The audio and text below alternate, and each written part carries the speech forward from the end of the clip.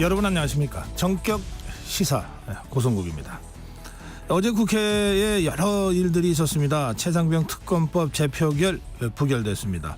방송사법은 법안을 차례로 상정하면서 여당의 필리버스터 대응이 시작됐습니다. 이 필리버스터 대응은 며칠간 이어질 것 같습니다. 그런가 하면 이진숙 방통위원장 청문회 하루 더 연기됐습니다. 연장됐습니다. 장관급 청문회로는 이례적으로 이틀간 청문회를 했는데 하루 더 하면 아마 초유의 신기록이 되지 않을까 싶습니다. 야당에서는 이상인 방통위원회 부위원장 방통위원장 직무대행 권한대행을 탄핵 소추하는 안도 발의했습니다. 그런가 하면 윤석열 대통령 탄핵 청원 2차 청문회까지 오늘 있습니다. 오늘 다룰 주요 정치 현안들이 참 많은 날입니다. 국민의힘 최영도 의원 또 조국혁신당 황운하 원내대표 차례로 만나보겠습니다. 금요일마다 정치 공부해보는 시간, 오늘 필리버스터에 대해서 공부하겠습니다. 한 주간 화제 뉴스 모아 전해드리는 뉴스 키워드도 준비되어 있습니다. 7월 26일 금요일 정격 시사 출발합니다.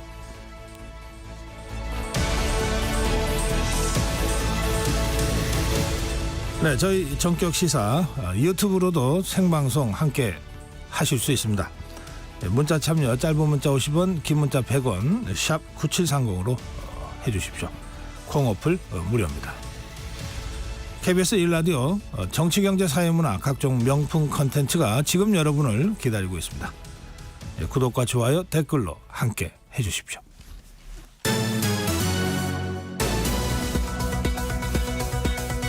네, 뉴스 브리핑입니다. KBS 우정화 기자입니다. 어서 오세요. 안녕하세요. 네, 지금 국회에서는 국민의힘 필리버스터가 밤새워서 진행되고 있습니다. 방통위법에 반대하는 필리버스터죠? 네, 어제 오후 5시 반부터 시작이 됐는데요. 지금까지 한 14시간 정도 계속되고 있습니다.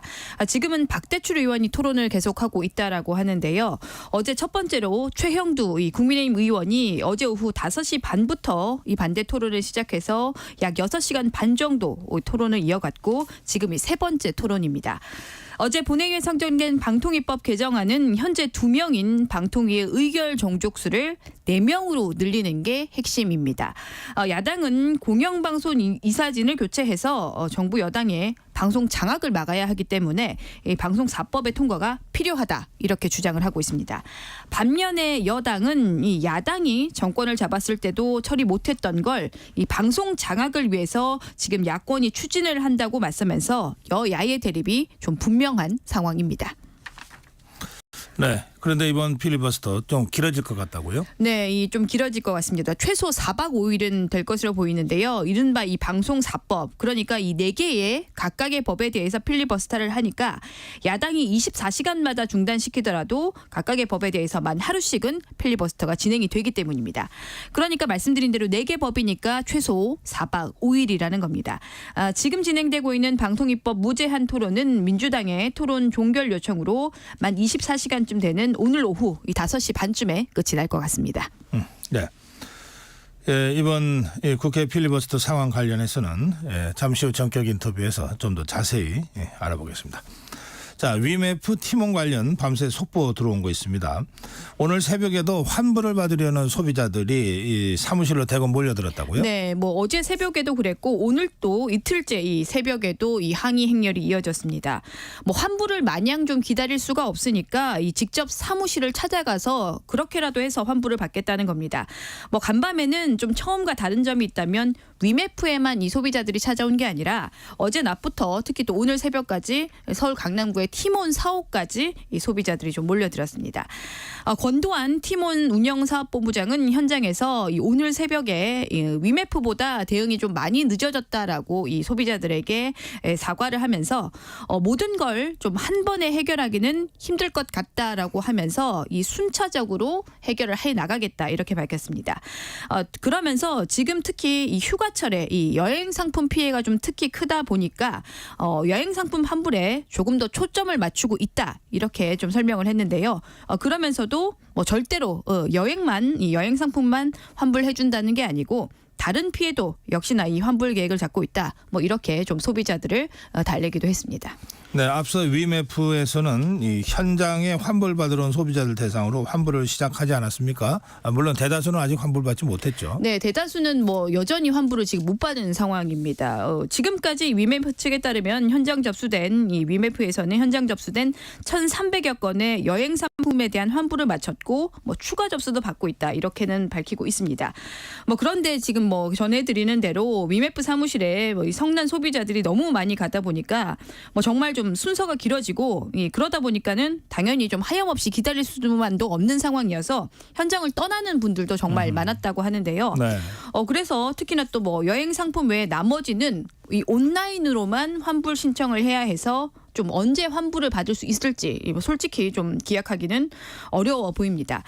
이런 상황에서 이 중앙일보 등 일부 조간신문에서는 카드사가 먼저 이 환불을 소비자들한테 해주고 카드사가 나중에 이 위메프 팀원 측에 이 청구를 하는 방안도 검토가 되는 것으로 전해집니다. 뭐 지금 소비자들도 소비자들이지만 이 판매업자들 특히 이 영세한 이 판매사들은 지금 뭐 적게는 뭐 몇백만 원, 뭐 수억 원씩 이 대금 지급을 못 받고 있어서 뭐 2달에 한 번씩 이 대금 지급이 있었다고 하는데요. 수억 원씩 못 받고 있는 곳들도 많아서 정말 이 줄도산 위험이 커지고 있는 상황입니다. 어딘가에서 자금이 막혀서 이렇게 된 것 같은데 도대체 어디에서 막힌 겁니까? 예, 이 말씀하신 대로 핵심은 이 자금이 좀 막힌 건데 그 이유가 이 위메프와 티몬이 미국 나스닥, 이 나스닥 상장을 위해서 무리한 인수 합병에 나서면서 자금난에 빠졌다는 게 유력한 이유로 꼽힙니다. 이들의 모기업 큐텐은 연간 이 1,000억 원 수준의 적자 경영 속에서도 최근 국내외 플랫폼 5개를 인수를 했다고 하는데요. 네. 뭐 제2의 쿠팡을 좀 꿈꾸면서 자사의 물류기업인 큐익스프레스 이곳을 미국 나스닥에 상장을 하려고 시도를 한 걸로 전해집니다. 네. 그런데 이런 적자 기업들이 상장을 하려면 매출 규모 이 조건을 좀 맞춰야 하는데 이걸 좀 맞추기 위해서 매출 규모의 조건을 좀 맞추기 위해서 무리하게 인수합병을 진행을 한 게 아닌가 이런 분석이 좀 나오고 있습니다. 네. 뭐 상황이 좀 이러다 보니까 이 위메프와 티몬을 포함한 이 계열사들이 재무 상황이 너무 계속 나빠졌고 지금 이 상황에서는 이 티몬, 위메프만 놓고 보면 유동 부채 규모가 이 유동 자산의 5배나 넘는다고 합니다. 예. 그래서 뭐 이런 지경이다 보니까 이 지금 뭐 정산을 못 하고 있는 부분들 미지급 정산금이 대체 뭐 어디로 간 건지 이 돈이 어디로 쓰인 건지 행방이 지금 불명확한 상태입니다. 뭐 지금 상황으로는 회사 자력으로 이 사태를 해결하기는 정말 사실상 좀 불가능한 게 아닌가 이런 분석이 정말 좀 지배적인 상황입니다. 예. 자, 이렇게 지금 파장이 계속 커지고 있는데요. 이 사건이 터지면서부터 이게 당국이 적극 나서야 된다 이런 여론들이 많았습니다. 지금 그 정부 당국의 개입이 있습니까? 네, 지금 개입에 들어갔습니다. 이 공정거래위원회, 금융감독원 등이 현장 감독에 일단 나섰는데요. 지금 당국이 지금 미리 파악한 규모는 약 1,700억 정도로 지금 피해 규모를 보고 있는데 현장에 나가 보면은 이 피해 규모가 훨씬 더 커질 수밖에 없다. 이런 이 분석이 나오고 있습니다. 네. 자, 간밤에 들어온 외신 속보도 좀 살펴보겠습니다. 가자지구 휴전 협상을 놓고 미국과 이스라엘 입장 차이가 지금 계속되고 있는데 바이든 미 대통령 그리고 네타냐후 이스라엘 총리 백악관에서 정상회담 열었죠. 네. 어떤 얘기들이 오갔습니까? 네, 이 간밤에 있었던 이 양국 정상회담에서 이 바이든 대통령이 네타냐후 총리에게 이 휴전을 위해서 좀 마지막 양보를 하라 이렇게 촉구를 한 걸로 전해집니다. 이 앞서서 이 네타냐후 총리는 미국 의회 연설에서 완전한 승리 전에 타협은 없다. 이렇게 했었는데 이런 입장은 사실 좀 미국과의 입장 차가 있는 부분이었는데 정상회담에서도 자신의 생각과는 다른 요구를 받았습니다. 이런 상황에서 이 현지 시각으로 어제는 뭐 돌발 상황도 좀 있었습니다. 어제 이 수천 명의 친팔레스타인 시위대가 네타냐후 총리의 방미에 맞춰서 이 가자지구 전쟁을 반대하는 시위를 벌였는데요. 일부 시위자들이 이 성조기를 불태우고 만 겁니다. 그래서 이런 상황을 본 미 공화당 대선 후보 트럼프 전 대통령은 이 수치스러운 광경이었다라고 하면서 뭐 푸틴과 시진핑 이 전 세계에서 지켜보고 있다. 뭐 김정은이 이 미국을 어린애로 보고 있다. 뭐 이렇게 좀 주장을 하기도 했습니다. 네. 해리스 부통령도 반응이 나왔는데 해리스 부통령은 성조기는 결코 결코 그런 식으로 모독돼선 안 된다라고 비판을 했습니다. 뭐 아무래도 지금 좀 상황이 이 공화당이 이번 이 성조기 소각 문제를 좀 정치 쟁점으로 좀 비화시킬 움직임을 보이니까 좀 과격한 이 친필 팔레스타인 시위대들과는 조금 거리두기를 하는 모습이었습니다. 예.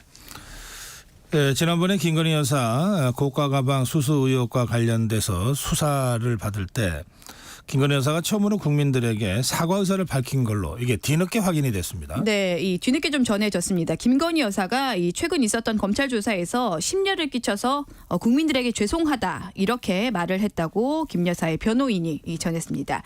김 여사 측 최주 변호사가 어제 유튜브 방송에 나와서 이 한 말인데요. 네. 수사를 받기 전에 조서에는 기재가 되지는 않았지만 김건희 여사가 검사들에게 이런 자리에서 뵙게 돼서 송구스럽다. 심려를 끼쳐드려 국민들에게 죄송하다. 이렇게 말을 했다고 전했습니다. 의혹과 관련해서 김건희 여사의 사과가 전해진 건 이번이 처음 있는 일입니다. 앞서서 아시는 대로 이 서울중앙지검은 지난 20일에 이 김 여사를 상대로 약 12시간에 거쳐서 이 검찰 조사를 진행을 했었습니다. 네. 정부가 25년 만에 상속세 개편하는 세법 개정안을 발표했는데요.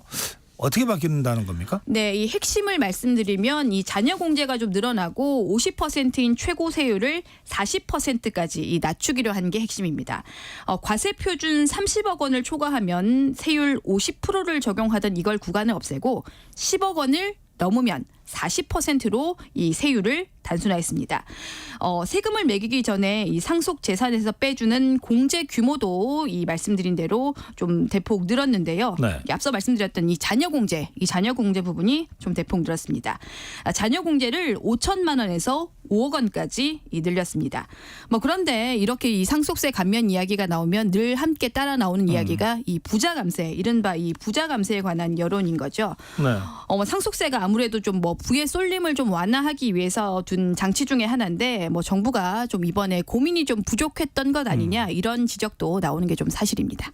그 종부세 개편도 관심이었는데 이번에 빠졌습니까? 네, 이 종부세는 이번에 빠졌습니다. 뭐 정부의 설명은 지방 재정이 좀 갑자기 악화될 수가 있어서 좀 더 고민을 해봐야 된다 이겁니다.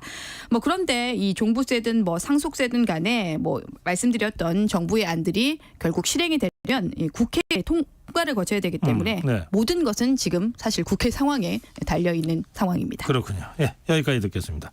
뉴스브리핑 우정화 기자였습니다.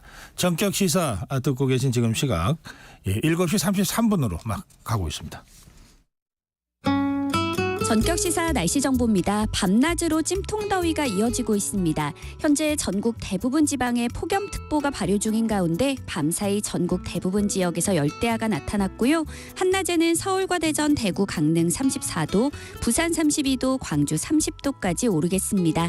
높은 습도로 최고 체감온도는 35도 안팎까지 치솟을 전망입니다. 폭염 속의 대기가 불안정해서 오늘도 내륙 곳곳에는 강한 소나기가 쏟아지겠고요. 제주도와 남해안에는 많은 비가 내리겠습니다. 지금 제주도에 호우특보가 발효 중이고 내일까지 제주도에는 많게는 200mm 이상, 남해안에는 120mm가 넘는 집중호우가 예상돼 주의를 하셔야겠습니다. 현재 서울의 기온은 26.1도입니다. 날씨 정보 송소진입니다. 이어서 이 시각 교통 상황을 KBS 교통정보센터 이현 씨가 전해드립니다. 네, 정체 구간이 증가하고 있는데요. 그래도 전체적인 출근길 상황 많이 어렵진 않습니다.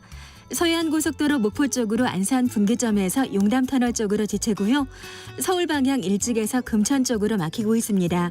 영동고속도로 강릉 쪽으로 서창 분기점 부근에서 지체고요. 둔대 분기점에서 부곡 쪽으로 막히다가 용인에서 양지 터널 쪽으로 더디게 지나고 있습니다. 경부고속도로 서울 쪽입니다. 수원 부근에서 속도가 떨어지고 있고요. 반면에서 반포 쪽으로 천천히 가고 있습니다. 서울시내 분당소로 청담대교 방향 복정에서 탄천 1교 쪽으로 정체입니다. 반대 성남 쪽으로도 막히는데요. 수원 나들목에서 성남 탄천 나들목 쪽으로 밀려가고 있습니다. KBS 교통정보센터였습니다.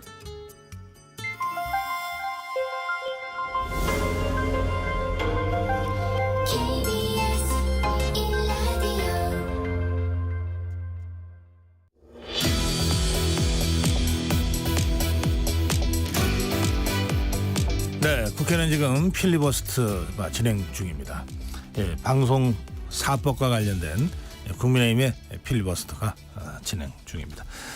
예, 어제 첫 번째로 필리버스터를 하고 아마 밤을 꼬박 새우신 것 같은데 국민의힘 최형도 의원 지금 스튜디오로 나오셨습니다. 어서 오십시오. 네, 안녕하십니까. 네, 뭐 얼굴이 좀 예, 예. 지금 또 동료 의원들이 계속 야간 심야 네, 무제한 토론 필리버스터를 진행하고 있기 때문에 네. 제 역시도 잠을 제대로 이룰 수가 없었습니다. 예. 예. 어제 첫 번째 필리버스터를 하셨는데 네. 몇 시간 하셨어요?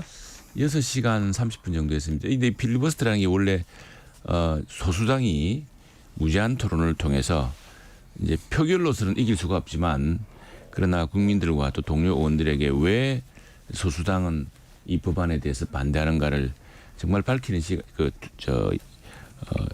정치적 행위이고 네. 또 우리 국회법에 보장된 네. 이제 절차입니다. 그런데 이게 무제한 토론이라는 것은 원래 계속 하는 겁니다. 이전에 이 80년대가 이럴 때 보면은 옛날 김대중 총재 이런 시절에는 정말 계속했습니다. 했는데 그래서 그 소수당이 더 이상 이제 말을 이어갈 수 없을 정도로 모든 사람이 다 들어가고 다 해서 또 그때까지 하는 거예요. 근데 요즘은 24시간 내에 끝냅니다. 그래서 어제도 제가 시작하자마자 조금 뒤에 국회의장이 잠깐만 좀 기다리라 그러더니 네. 민주당에서 24시간 내에 이 무제한 토론을 종결시키겠다는 신청이 들어왔다고. 그래서 이제 이게 아마 5시 한 30분 오늘 오후 5시 30분에 네.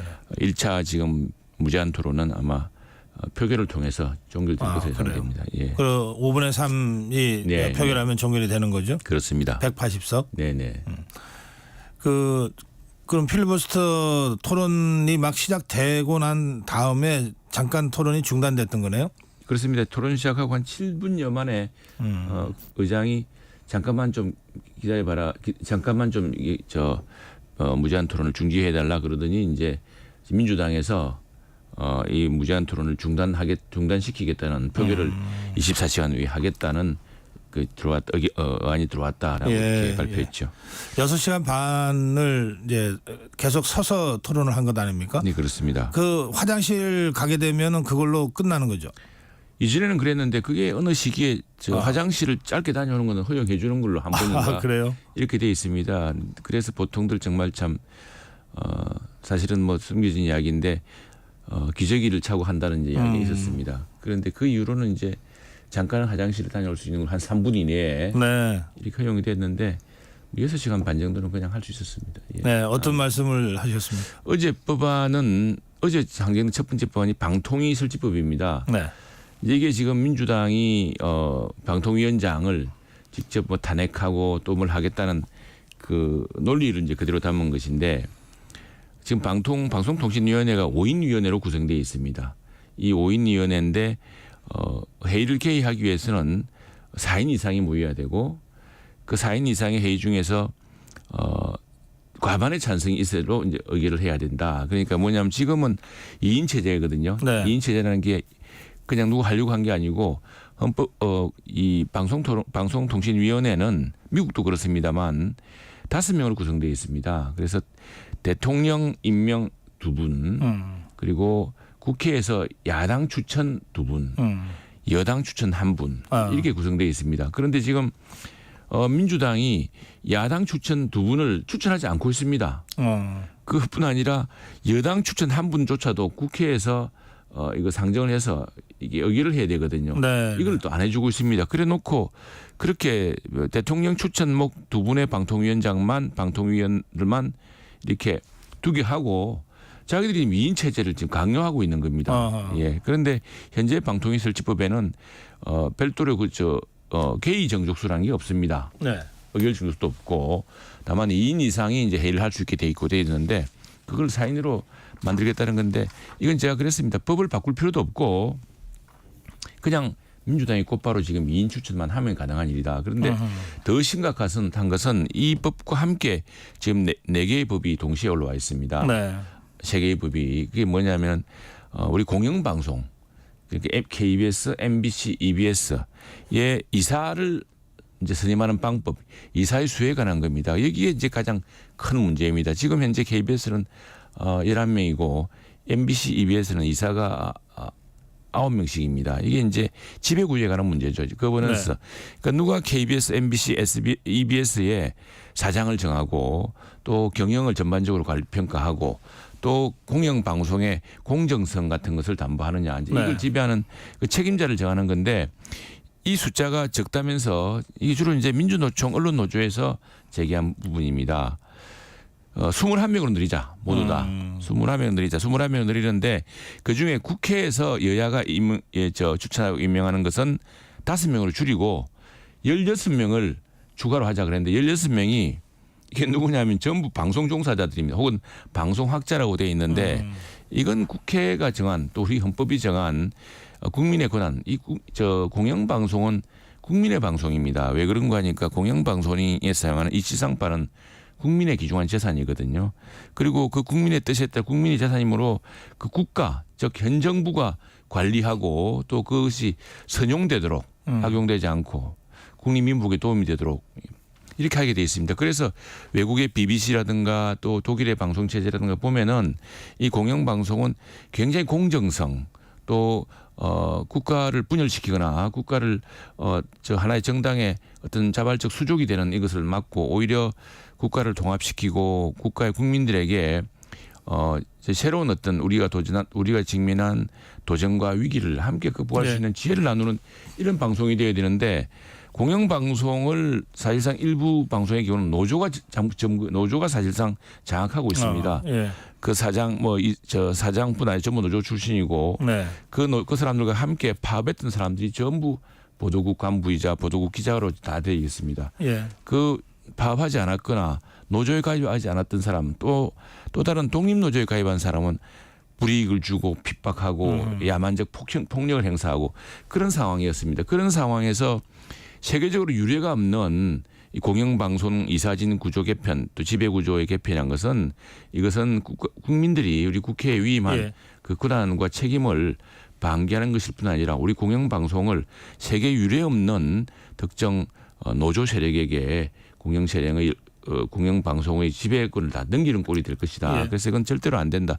국회가 어떻게 지금의 지배구조를 합리적으로 개선할 것인가에 대한 논의할 수는 있지만 이 국회가 논의하지 않고 국회가 추천하는 몫은 21명 중에 5명이 거치고 누구도 위임하지 않고 누구도 제대로 선발하지 않은 사람들에게 공영방송을 맡긴다는 것은 이건 국민에 대한 배신이다. 이런 요지였습니다. 그게 이제 이른바 방송 3법의 그렇습니다. 핵심 내용이고 그것을 반대한다는 말씀이시죠.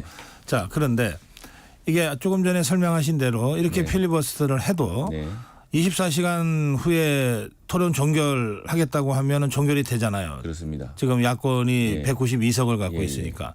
그러면 아무리 필리버스터를 해도 하루 늦추는 거에 불과하잖아요. 그런데도 필리버스터 하는 이유가 뭔가요? 이게 우선에 사실은 제가 우리 동료 의원들에도 이야기했습니다만 민주당 의원들조차도 이 사실 방송법이 좀 어렵습니다. 어렵다기보다는 이게 보통 일반인들은 크게 관심을 갖지 않은 분야입니다. 무엇 때문에 그냥 쉽게 이야기합니다. 그냥 현 정권이 방송을 장악하려고 한다 이렇게 이야기를 합니다. 그래서 반대한다. 그렇게 하니까 이 방송법 개정이라는 게 현 정권의 방송 장악을 무슨 정권의 방송 장악을 막기 위해서 필요한 법처럼 생각하고 있는데 완전히 사실과 다르고 엉뚱한 이야기거든요. 사실은 현 정부는 방송을 장악할 의도도 없지만 방송을 장악할 능력도 없습니다. 왜냐하면은 현재 방송이 특히 MBC 같은 경우는 그 노조 1노조 출신, 그러니까 민노총 산하 언론노조에 완전히 장악돼 있습니다. 아니 그 사람들이 바로 민노총 1노조 출신들로 구성되어 있습니다. 사장과 보도국 주요 간부와 모든 기자들. 그래서 지금 현재 그분들에 대해서 재판이 진행 중입니다. 왜냐하면 검찰이 보기 이 노동법 위반입니다. 왜냐? 특정 노조에 가입한 사람에게 특혜를 주고 노조에 가입하지 않거나 파업에 불참했거나 이런 사람들에게 부단히 핍박하고 인사상 불이익을 주어서 완전히 회사를 노조 중심으로 만들어 놓았습니다. 그래서 우리는 민주당 의원들에게 사실은 우리 의원님들이 그냥 보통 이게 정권이 방송을 장악해서는 안 되겠구나라고 생각하시겠지만 진실은 다릅니다. 그리고 지금 현재 바꾸자는 이 방송법의 구조도 지금 우리가 이 표본으로 삼고 있는 정말 공영방송의 진짜 아버지로 여기지는 BBC에서는 상상도 할 수 없는 일입니다. 이런 것들을 설득해서 이제 민주당 의원들부터 이게 이제 표결 때 정말 네. 신중을 기하달라고 호소하는 의미도 있고 물론 알겠습니다. 당론 따라 따라가겠지만 그러나 또 우리는 이제 나중에 이게 재의결할 또 기회가 생깁니다. 네. 또 무엇보다 국민들에게 특히 많이 알려야 되고요. 어제 6시간 반 하는 동안에 그동안 연락이 없었던 많은 국민들, 제 아는 지인들도 네. 또는 저에 대해서 그동안 좀 소원하게 생각했던 분들도 그걸 보고서 네. 6시간 반을 했다는 걸 저에 대해서 기특하다는 말씀과 좀 공영방송 문제가 알겠습니다. 무엇이 문제라는 걸 새롭게 알게 됐다는 분들이 많았습니다. 그러면 네. 필리버스터 진행 중에 국회의원들이 어쨌든 이석하지 않고 네. 그 동료 의원들의 토론을 네. 좀 들어는 줍니까 그러면? 이제 들어주죠. 왜냐하면 뭘 대부분 이석을 합니다. 이석을 하고. 그래서 저는 어제 토론하고 있는데 민주당 의석에서 뭐 반발하고 이렇게 나왔습니다. 그래서 제가 오히려 그걸 토론 기회로 삼았습니다. 아하, 예. 지금 의원님 말씀하시는 것에 대해서 제가 설명드리고 있는 겁니다라고 이야기하면서 한 분 한 분 설득을 해야죠. 그리고 알겠습니다. 예. 6시간 반을 하면은 민주당 의원들도 대개 한 몇십 분은 다녀가십니다. 왜냐하면은 예. 국민들을 의식해서 민주당 의원들도 이 조를 짜서 이 국회의사당을 지키도록 하고 있습니다. 알겠습니다. 그래서 그분들에게도 설득이 돼야죠. 네. 예. 우리 최영두 의원 이 필리버스터 6시간 반 동안 하고 거의 밤새다시피 하고 지금 스튜디오에 나와 주셨는데요. 지금 과방위 과학기술정보방송통신위원회 여당 네, 간사시잖아요. 그렇습니다. 지금 이 과방위 위원장은 더불어민주당의 네, 정청래 의원. 아닙니다. 재민희 의원님. 최민희 의원이고요. 예, 그래요. 자, 지금 과방위가 방통위원장 인사청문회를 하고 있지 않습니까? 네, 그렇습니다. 장관급으로는 초유의 이틀 청문회가 어제 끝났습니다. 아닙니다. 근데 지금 오늘 밤에 하루 더 한다면서요? 예, 하루 더 한다고 했습니다. 그래서 제가 그랬습니다. 예. 아니 이게 도덕성 그다음에 정책 검증에서 별 효과가 없으니까 체력 검증에 들어갔느냐. 지금 어떻게 체력 3일 검증. 연속으로 그래서 지금 여야 의원들이 예. 모두 지친 상태고 네. 상당히 좀 뭐랄까 신경이 예민한 상태였습니다. 그리고 실제로 어제 심야에 청문회 중에 방통위 간부 한 사람이 네. 119에 긴급 호송되었습니다. 하하. 네. 이게 그러니까 보통 청문이라는 것이 뭐 사람 맞아서 쓰러질 때까지 하는 게 아니지 않습니까? 어느 시간 내에. 예. 방통위원장 후보자 청문회니까 방통위의 그 임원 간부들이 다 지금 배석한 상태가 됐겠네요. 그렇습니다. 주요 간부들이 뒤에 배석해야 되고 또 청문회장 밖에서 대기도 하고 모니터하면서 그 제기되는 의문에 대해서 질문에 대해서 방통위가 답변해야 될 게 또 있거든요. 아하. 예. 그렇기 때문에 대기하고 있는데 이분들은 다행히 과천입니다. 방통신위원회가. 그런데 과기정통부 같은 경우는 세종에 있는데 예. 이미 이렇게 보통 밤을 새우거나 이래버리면은 이분들이 잘 곳이 없는데 하하. 예, 그래서 제가 상임위를 하면서 우리 가방이지만 과기정통부 이거는 세종시에 있는 분들이니까 네. 어쨌든 10시 전에 장관이야 그렇다 하더라도 간부 직원들은 보통 한 10시 전에 좀 맞춰서 그래도 귀가할 수 있도록 해주자라고 이제 하고 일부 도계 받아들이고 하는데 네. 어제는 뭐 제대로 말하자면 보통 대개 청문회가 성과를 거두면은 청문회가 아주 유효했다. 그 상당히 검증이 성공적이었다고 할 것 같으면 보통 하루에 끝납니다. 근데 그리고 보통 하루 끝났는데 안 이틀로 되니까 모자라서 안 되니까 계속 예. 쓰러질 때까지 하겠다는 모양인데 오히려 국민들의 비판만 아마 빈축만 사게 될 것으로 봅니다. 네, 그래서 이제 3일 청문회를 하게 됐는데 네. 그 직접 이유가 뭡니까? 그러니까 지금 이제 이분에 대해서 여러 가지 온갖 그동안 이야기를 다 했고 인신 공격적인 거 심지어 외모까지도 이야기하는 분들이 있었습니다. 그래요? 민주당 의원들 이거 안 될 이야기죠. 그렇게 또 언필칭 뭐 진보의 가치를 이야기하는 분들이 그러면 되겠습니까? 절대로 해서야 되지 않을 일인데 그랬다가 뭐 또 페이스북에 지우기도 했습니다. 물론 스스로도 부끄러운 걸 아는 거죠. 거기에 스스로 물러나라. 아니 청문위원을 하면서 검증을 하고 그 자격이 있고 그걸 위원들이 검증해야지 알아서 물러나라고 강요하고 인격적 모독을 주고 사람이 바뀌었다 그러고 뭐 심지어 괴별설하고 터무니없는 이야기를 하고 이런 청문회를 하면서 이제 국민들이 그 빈축을 할 텐데 그게 지금 안 되다 보니까 이제 사실은 유례 없이 MBC는 주식회사이기 때문에 그럴 의무도 없는데 네. 하도 이제 그 법인카드 사용 내역을 하라 그래서 MBC의 그 보직 간부가 홍보국장 할 때부터 한 10여 년에 걸친 법인카드를 다 공개를 했습니다. 그랬더니 법인카드에 빵이 있네, 법인카드에 무슨 뭐 와인이 있네, 법인카드를 어떻게 썼네, 패턴 분석까지 해가지고. 그래서 제가 이제 저도 물어봤습니다. 이게 전부 사용한 거냐? 왜냐하면 민주당 시절에 우리가 일부 장관들 청문을 해보면은 네. 이분들이 돈을 쓴 적이 흔적이 없어요. 개인 카드를 쓴 흔적도 없고. 네. 법인 카드를 썼거나 아니면 음성적인 돈을 썼거나 이런 걸 텐데 어떻게 살았냐 그러고 보니까 명절 때 들어온 선물을 냉장고에 넣어뒀다가 그거 떼놓고 살았다. 그런 답변 기억이 예. 납니다. 예. 그래서 제가 법인 카드로 사적 유용을 자꾸 이렇게 의심하고 하길래 지금 대표적으로 사적 유용이 의심되는 장소에서 개인 카드를 사용한 적이 있느냐 했더니 개인 카드 사용 실질이 훨씬 많아요. 이준석 후보자 그렇습니다. 개인 카드 사용자. 근데 뭐 대전에 어느 빵집 빵을 샀는데 개인 카드를 훨씬 많이 사고.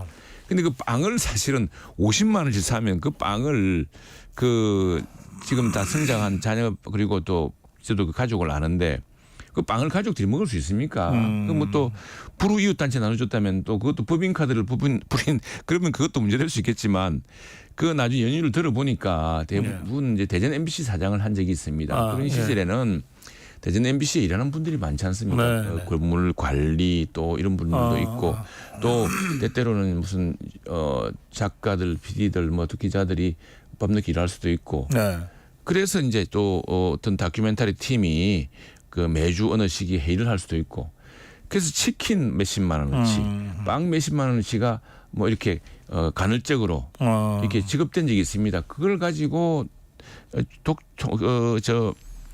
추궁을 하고 급기야 지금 대전 MBC 가서 현장 검증까지 하겠다고 합니다. 그래서 그렇게 과거에 뭐 민주당 장관 후보자 중에 그런 사람이 있었든지 모르지만 세상에 육식도 하지 않은 사람이 치킨을 50만 원씩 시켜서 그걸 어디에 먹겠습니까? 그런 걸 의심하는 것은 너무 지나치다. 더구나 본인이 사실 주식회사의 임원으로서 그 드물게 다 공개를 했는데 뭐 그럴까지 있냐 그랬는데 지금 그걸로 물고 늘어지고 있습니다. 그래서 27일 날 현장 검증하기로 했습니까? 예, 대전에서 하기로 했는데 저희들은 계속 지금 이 무제한 토론을 해야 되기 때문에 참여할 수 없고 가서 괜히 민폐 끼치지 말고 그냥 뭐 그렇게 궁금하시다면 직접 확인해 보시라고 이렇게 알겠습니다. 자, 그런가 하면 지금 그 야당이 방송통신위원장 직무대행 있지 않습니까? 이상인 부위원장이요. 이 직무대행이니까 위원장이다 이렇게 간주하고 지금 탄핵 발의를 했거든요. 이건 어떻게 보십니까? 억지죠. 그래서 사실은 그게 억지란 걸 민주당도 압니다. 왜 하냐 그러면은 약 한 달 전인가 2, 3주 전에 민주당에서도 탄핵 대상에 원래 방통위원장은 탄핵 대상이지만 정부위원으로 방통위원은 차관급이기 때문에 탄핵 대상이 아닙니다. 그러니까 탄핵 대상이 아닌 사람을 탄핵해놓고 헌법재판소 보고 탄핵해달라고 하는 것은 말이 안 되죠. 당연히 기각 사유고 각하 사유입니다. 그리고 사실은 탄핵을 하면은 이제 우리 국회에서는 민주당이 다수당이니까 탄핵 표기를 하면 탄핵이 될 겁니다. 되면은 업무를 중지시키는데 사실은 탄핵 대상이 아닌 사람을 탄핵 표기를 하려고 업무 중지를 시키는 이런 것도 사실 인정하기 힘듭니다. 그래서 인정 안 하면 또 그것도 그만입니다. 그만인데 지금 민주당의 목적은 뭐냐면은 지금 7월 말 8월 초로 MBC 박문진 방송문화진흥회 이사들의 임기 지금 현재 9분인데 이 임기가 다 만료됩니다.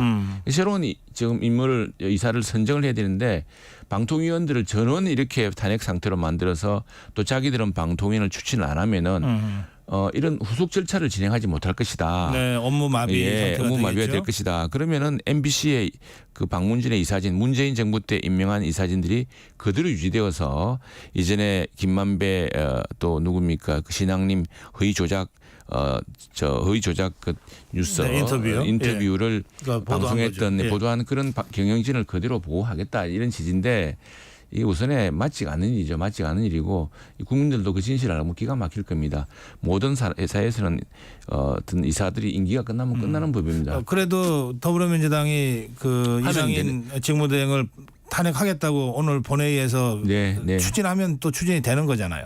그게 이제 형식적으로 표기가 되겠지만 그것이 과연 탄핵했다고 해서 그 사람의 업무가 중지되느냐 그건 변론이기 때문에 법제처 해석에 따라서는 해석은 물론 아니죠. 해석의 논란은 있습니다. 그렇습니다. 그러면 이제 그래서 탄핵 전에 또 사퇴할 거다 이런 얘기도 나오던데. 그거는 이제 이상인 위원장이 어제 사실은 위원장 대행이죠. 부위원장이 청문회 그 기관 정인인데 못 나왔습니다. 건강상의 이유로. 예. 지금 하도 이렇게 괴롭히니까 네네. 그 건강상의 이유나 이런 이유로 어떤 개인적 선택할지 모르겠습니다만 정부가 볼 때는 이건 민주당도 스스로 잘 알고 있듯이 탄핵 대상이 아니고 민주당이 형식적으로 탄핵 표결을 했다고 해서 알겠습니다. 업무가 중지되지 않습니다. 예. 말씀 듣다 보니까 벌써 시간이 다 돼가지고요. 예, 하여튼 힘드신 상태에서 스튜디오까지 나와주셔서 고맙습니다. 오늘 여기서 마무리합니다. 네, 감사합니다. 네, 국민의힘 최형두 의원이었습니다. 감사합니다.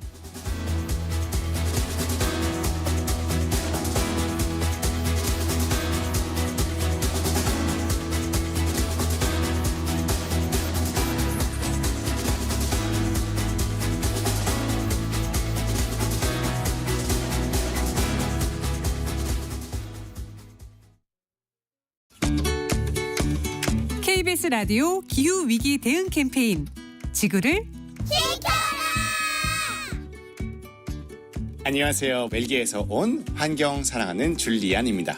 환경 얘기하면 사람들이 조금 유난턴다 하면서 그런 부정적인 댓글 많이 받을 거라고 예상을 하지만 저는 의외로 정말로 응원의 댓글 더 많이 받는 것 같아요. 그래서 그만큼 많은 사람들은 요새는 정말로 환경에 대한 관심이 많구나라는 것은 저는 온몸으로 느끼고 있어요.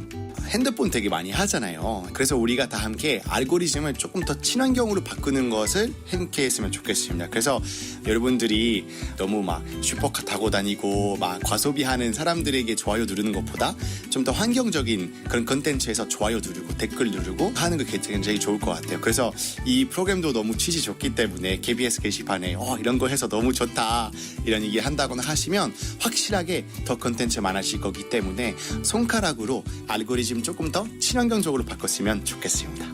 해외에서 그런 평가를 봤을 때 한국인 특히 기후변화에 대응해서는 거의 꼴찌꼴이거든요. 한국은 산유국 같은 등급이고 러시아보다 밑에 있어요. 그래서 저도 되게 놀라웠던 건데요. 특히 온도도 되게 중요한데 한국은 되게 한여름이면은 너무 추워서 따뜻한 옷 입고 껴야 되고 겨울에는 또 너무 더워서 거의 반팔로 입어야 될 정도이기 때문에 여러분 집에서 19도로 돼 있으면 22도 돼 있으면 23도 하시는 거 어떨까 생각하고요. 겨울에는 우리가 옷 하나 더 입고 그리고 보일러 1도 줄이는 것은 함께 동참하면 너무나 좋을 것 같습니다. 뜨거워지고 있는 지구. 지금 우리의 문제입니다. KBS 라디오 기후위기 대응 캠페인 지구를 지켜라 였습니다.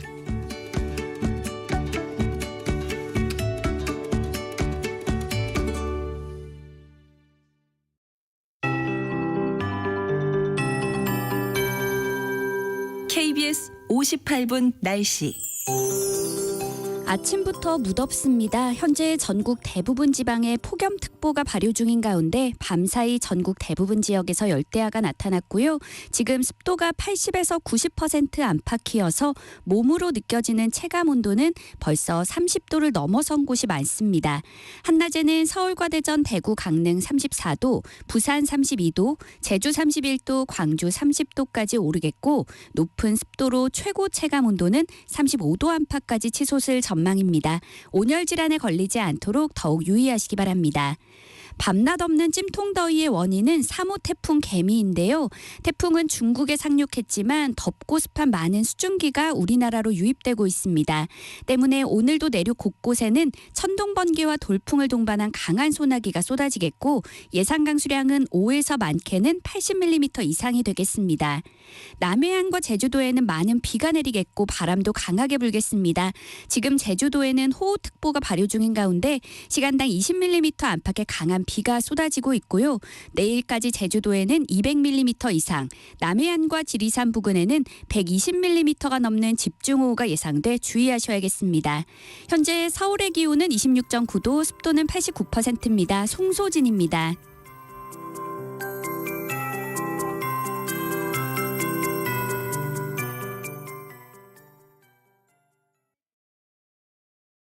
정성을 다하는 국민의 방송 KBS가 8시를 알려드립니다. AM 711kHz, FM 97.3MHz, KBS 1라디오입니다. HLKA.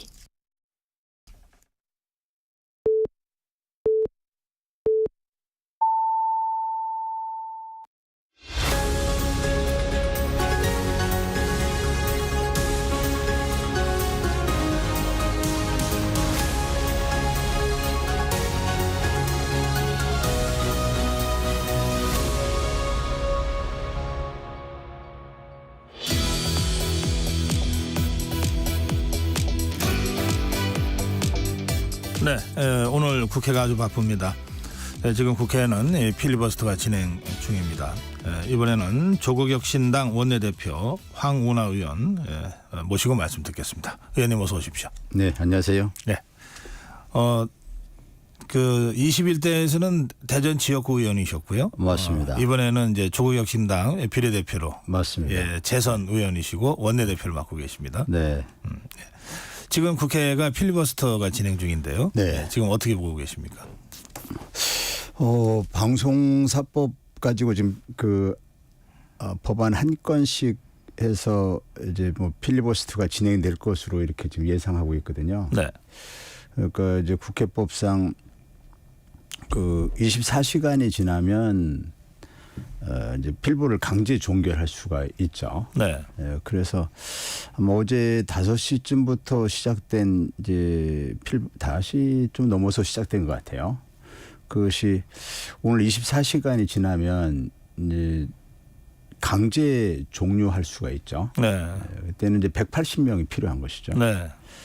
그래서 아마 그때쯤 되면 민주당 중심으로 해서 강제 종결을 시도하고 그러면 이제 한 건이 가결이 되겠죠. 예. 총 강제 종결되면 바로 이제 그 안건에 대한 표결이 이루어지는 겁니다. 그렇죠. 본회의에서. 예. 그 필보가 종결이 되고 이제 표결이 이루어지고 그럼 하나가 가결이 되는 거죠. 네. 근데 그 다음 건이 또 상정이 되겠죠. 네. 그럼 그때 국민의힘에서는 또 필보를 신청하겠죠. 그러면 이제 또 24시간 지나면 강제 종결할 수 있고 네. 또 이제 표결이 이루어지고 뭐 이런 식으로 해서 이제 4개 법안 처리가 이루어질 것으로 예상을 하고 있는데요. 네.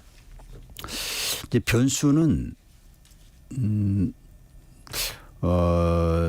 이제 내일이 토요일이죠. 네. 내일하고 모레가 민주당이 이제 전당대회 일정이거든요. 아, 그렇군요. 예, 예, 내일은, 주말마다 하니까. 내일은 부울경 지역이고 모레는 충청 지역인 걸로 알고 있는데요. 전당대회 일정에 이제 많은 의원들이 그걸 참여해야 되잖아요. 최고위원 선거가 이루어질 때.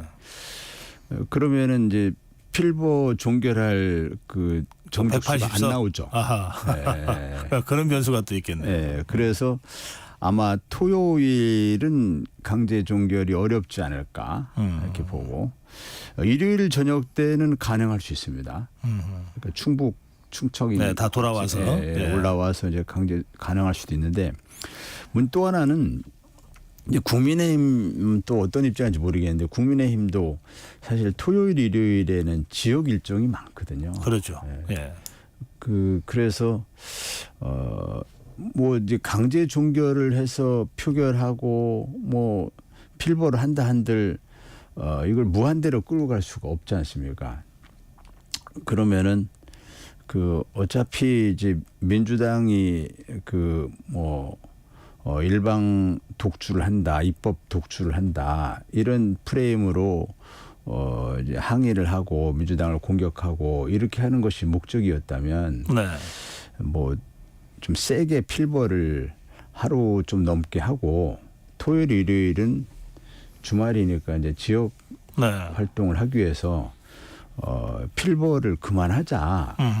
그러니까 이제 뭐 거칠게 강하게 항의하고 퇴장하거나 이런 방법으로 해서 그래서 오늘 밤에 늦게 그러니까 필보 전국이 종결될 가능성도 전 있다 이렇게 보고 있습니다. 예, 그렇군요. 알겠습니다. 근데 이제 이렇게 되면 이제 우리 국민들 입장에서는 뭐 필리버스터를 통해서 시간을 지연해봤자 하루 이틀인데 그렇게 되는 거죠. 그리고 나서는 강행될 거고 그러니까, 그러면 그렇게 해서 강행된 법안에 대해서는 윤석열 대통령이 제2요구권을 또 행사할 가능성이 많고 그럴 가능성이 그 야권에서도 그냥 그렇게 예상하고 있는 것 아닙니까? 그렇죠. 그럼 이게 일종의 악순환인데 네, 계속 네. 이걸 우리 국민들이 보고 있어야 되느냐. 그래서 그 거부권이 이렇게 남발돼도 이 좋은가 이에 대해서 이제 근본적인 의문이 생기는 거죠. 예. 이제 삼권 분립 국가에서 그 대통령의 거부권 행사는 이게 이제 국회 입법권을 존중하는 의미에서 최소한으로 행사되는 게 맞잖아요. 그렇지 않고 국회에서 이렇게 법을 만드는데 대통령이 거의 건별로 다 거부권 행사하면은 이게 입법부가 완전히 무력화되는 거잖아요. 그러지 않아도 이게 뭐 최혜병 특검법이라든지 김건희 특검법이라든지 이런 경우는 대통령의 이제 이해 충돌에 해당되거든요. 또 본인을 수사 대상으로 하는 특검 네. 또는 본인의 배우자를 수사 대상으로 하는 특검. 역대 어떤 대통령도 뭐 자신들의 그 자녀 문제라든지 뭐 형제 문제라든지 이런 거에 대한 검찰 수사 또는 특검을 못하게 한 대통령이 없었습니다. 대통령의 이러한 거부권 남발이 이 자체가 탄핵 사유가 되는 거 아니냐. 이 삼권 분립을 근본적으로 부정하는 것이거든요. 예. 그래서 예. 그런 부분에 대해서 대통령이 거부권 행사를 자제해야 한다. 그건 입법 영역 아닙니까? 입법 영역이고 그 국민들이 어쨌든 선거를 통해서 입법부를 구성해 줬잖아요. 입법부 구도가 그렇게 됐지 않습니까? 그러면 국민 민의를 존중한다면 대통령이 국회 다수 의결로 통해서 국회를 통과한 법에 대해서는 존중을 해줘야죠. 예. 지금 말씀하신 대로 그 해병대원 특검법은 이제 재의결 가서 어제 부결이 됐지 않습니까? 예. 그래서 일단 폐기가 됐는데 이후에 다시 추진할 계획이십니까? 야권에서는? 조국 혁신당은 어제 당장 그 발의를 했고요. 아, 예. 그 이제 이전부터 최혜병 특검법이 재의결을 통해서 또 부결이 된다면 조국 혁신당은 윤석열 특검법을 발의해서 윤석열 대통령을 지금 최혜병 특검법은 윤석열 대통령 수사 대상에 포함될 수도 있다라는 특검법이라면 윤석열 특검법은 윤석열 대통령이 수사 대상으로 아주 명확하게 규정되는 법 이름 자체가 윤석열 특검법입니다. 그래서 대통령의 거부권 남발이 도를 넘어섰다라고 이렇게 판단하고 이것은 다수의 헌법학자들이 예컨대 권영성 교수라고 하는 우리나라를 대표하는 헌법학 개론에서도 이 대통령의 거부권 남발은 대통령의 탄핵 사유에 해당이 된다. 이렇게 헌법 교과서에 나와 있거든요. 이제는 이러한 그 특검법에 대해서 본인을 대상으로 하는 뭐 특검법 또는 배우자를 대상으로 특검법에서 이렇게 대통령의 거부권을 남발한다면 이제는 정말 탄핵밖에 다른 방법이 없는 거 아니냐. 네. 예, 그런 의미에서 윤석열 대통령을 직접 수사 대상으로 하는 특검법을 발의를 했고. 아, 이미 했습니까? 어제 예. 했습니다. 예. 그리고 민주당도 아마 이제 다시 발의하겠죠. 예, 다시 발의할 것인데 이것이 거부권에 계속 그 가로막힌다면 이제 방법을 달리해서 상설 특검이라는 네. 걸 또 활용할 수도 있거든요. 네. 그 부분에 대해서는 좀 검토가 필요합니다. 상설 특검이라는 것은 대통령의 거부권과 무관한 거니까 국회가 네. 상설 특검을 가동할 수 있는 거니까 문제는 이제 상설 특검의 추천권자가 이게 7명으로 돼 있는데 현재는 그 국민의힘 2명, 민주당 2명, 즉 그 각 교섭단체가 2명 이렇게 돼 있어요. 예. 그러니까 1교섭단체 2명, 그 외 교섭단체 2명 이렇게 돼 있단 말이에요. 네. 1교섭단체가 민주당이고 그 외 교섭단체는 국민의힘밖에 없죠. 하나밖에 없잖아요. 예. 이게 그래서 2명 돼 있고 법원행정처차장, 법무부 차관, 변협회장 이렇게 셋이 들어갑니다. 근데 뭐 법무부 차관은 뭐 정부 인사이고 네. 변협회장이 좀 보수 성향으로 이렇게 분석이 되고 있습니다. 네. 법조계 분석에 따르면. 그래서 지금 같은 이제 상설 특검 추천위원회 구조 가지고는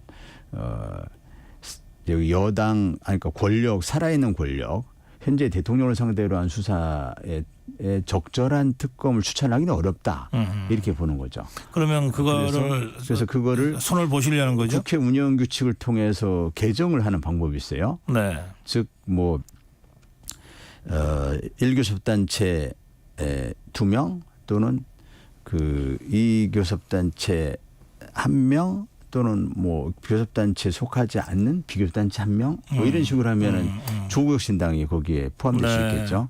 이렇게 하거나 아니면 현재 상설특검법을 그대로 가면서 조국혁신당을 중심으로 비교섭야 6당이 공동교섭단체를 만들면 교섭단체가 이제 3개가 되잖아요. 그렇죠. 그러면 이제 제1교섭단체 2명이 되는 거고 그 외에 교섭단체 있기 때문에 그 외에 교섭단체가 국민의힘이 있고 이제 공동교섭단체가 있는 거죠. 그런 방법이 있습니다. 그래서 이제 추천권자 문제가 이제 관건이고 또 하나는 이제 상설특검은 수사 인력이나 수사 기간 이게 조금 일반 특검보다는 좀 제한돼 있죠. 제한돼 있어요. 예. 네. 그래서 그에 대해서 일부에서 이제 회의적인 시각들이 있습니다. 상설특검이 자칫하면은 면죄부를 주는 거 아니냐. 그래서 현재의 살아있는 권력을 상대로 한 수사는 역대 특검법의 역사를 보면 현재의 권력을 살아있는 권력을 상대로 하는 수사는 야권에서 추천한 특검 이 수사를 했을 때 특검 취지에 맞는 성과를 냈었다. 그래서 상설 특검을 활용하는 방법은 있으나 조금 미진하다. 그렇게 생각하신다는 거군요. 그럴 경우에 이제 국회 규칙을 개정한다는 건 법 개정이 아닙니까? 국회 운영 대통령 거부권 대상이 아닙니까? 국회 운영 규칙은 이제 대통령 거부권 대상은 아닌데 법사위 운영위 본회의를 통과해야 됩니다. 그런데 이제 그거는 그 의석수 부풀어 올 때 통과가 가능하잖아요. 국민의힘은 반대하겠죠. 반대하지만 그 의석수로 볼 때 충분히 통과 가능하죠. 그게 일종의 이제 야권에서는 플랜 B로 검토하고 있는 사안이다. 이렇게 좀 설명하셨습니다. 확정적인 건 아니지만. 알겠습니다. 지금 방통위 이 후보자 청문을 하면서 동시에 직무대행에 대한 탄핵 발의가 또 있었지 않습니까? 이렇게까지 이제 지금 야권에서 밀어붙이고 있는데 그 이유가 뭔가요?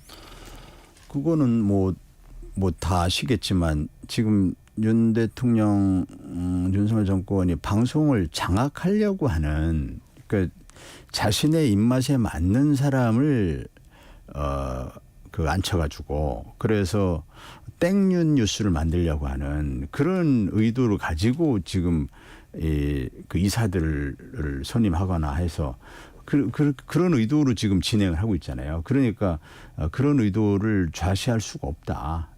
그래서 이사 선임이 강행되는 그것을 차단해야 한다라는 그런 취지죠. 네. 지금 이진숙 후보자의 청문이 지금 원래 이틀 일로 됐는데 하루 더 한다는 거거든요. 오늘까지. 이게 3일씩 청문회하는 것도 초유의 일인데 그 상황은 어떻게 보고 계십니까? 그만큼 이제 이진숙 후보자에 대해서 그 어떤 의혹들이라든지 국민들 눈높이에 안 맞는 그런 이진숙 후보자의 도저히 그 방통위원장으로 볼 수가 없는 뭐 이런 내용들이 너무 많기 때문이겠죠. 예를 들어서 뭐 이제 법인 카드 쓴 문제도 그렇고 과거에 이제 이진숙 후보자가 그 종군 기자로서 좀 명성을 날린 걸로 아는데 종군 기자 시절에 명성을 날린 그 과정에 대해서도 아직 오늘 그런 질문이 있을지 모르겠는데 그에 대해서 이게 여러 의문이 제기되는 게 있거든요. 그런 부분 이 자리에서 제가 다 얘기할 수는 없는데 시간이 없어서. 근데 그런 부분들에 대해서 과연 그 기자 윤리에 충실했느냐? 그럼 그 유능한 기자가 맞았느냐? 단독 보도, 뭐 특정 보도한 게 맞냐? 이것부터 시작해서 그 도덕성 뭐 이제 네. 공인 의식이 제대로 갖춰진 사람이냐. 뭐 그 외에 검증해야 될 게 너무 많죠. 그래서 네. 3일 청문을 네. 하게 됐다 이런 설명이시군요. 알겠습니다. 자 이제 이 조국 혁신당 지금 윤 대통령 탄핵 추진위원회를 출범시켰습니다. 네. 이건 어떤 위원회입니까? 말 그대로 이제 탄핵 뭐 추진위원회 이제 별칭인데요. 네. 정식 명칭은 3년은 너무 길다. 정식 명칭이 그렇습니까? 3년은 너무 길다 위원회입니다. 3년은 너무 길다 위원회. 네. 그러니까 우리 조국혁신당이 총선 과정에서 그 검찰 독재 조기 종식을 슬로건으로 내걸고 약 700만 명의 국민들로부터 이제 지지를 받았거든요. 3년은 너무 길다에 포함되는 의미 중에는 탄핵이 있고 네. 퇴진이 있고 임기 단축 개헌이 있고 이런 방법들이 있습니다. 3년 너무 길기 때문에 단축해야 되는데 그것이 이제 본인이 스스로 물러나는 게 퇴진이고 하야 이런 방법이 있고 그다음에 탄핵을 통한 이제 퇴진이 있고 그다음에 이제 그 임기 단축 개헌을 통한 이제 퇴진이 있겠죠. 그런 것을 다 포괄하는 것이 이 3년은 너무 길다 위원회인데 네. 3년은 너무 길다 위원회가 좀 그 별칭으로 국민들이 쉽게 이해할 수 있는 그런 별칭을 하나 쓰는 게 좋겠다 해서 탄추위로 탄핵 추진을 한 것이고 이거 탄핵이라는 말을 이제 쓰게 된 것은 최근 들어서 이 국민들이 이제 탄핵이라는 용어를 아주 자주 쓰게 됐습니다. 이전에는 탄핵을 좀 헌정 중단이라는 문제 때문에 좀 금기시했었는데 지금은 탄핵 사유가 너무 쌓여가면서 대통령 탄핵을 바라는 이제 국민들 숫자가 점점 늘어나고 있다. 탄핵에 동의하는 국민들 숫자가 늘어나고 있다. 이렇게 판단하기 때문에 그러한 국민들의 뜻에 부응하는 조국혁신당의 그 활동 방향 이것을 알려드리기 위해서 이제 탄추위라는 네. 탄핵 추진위라는 그 별칭을 쓰게 된 것이죠. 임기 단축 개헌 그다음에 사퇴, 스스로 하야하는 퇴진, 스스로 하야하는 거, 그다음에 탄핵. 이 세 가지 방법을 말씀하셨는데 그 중에서 탄핵 쪽에 방점을 찍고 있다 이런 취지로 이해를 해도 됩니까? 뭐 탄핵은 뭐 조국혁신당이 혼자 한다고 되는 게 아니지 않습니까? 네. 국민들 여론이 탄핵으로 이렇게 형성이 되어야 됩니다. 현재 예를 들어 최혜병 특검법 같은 경우에 63% 정도가 국민들이 지지하는 것 같아요.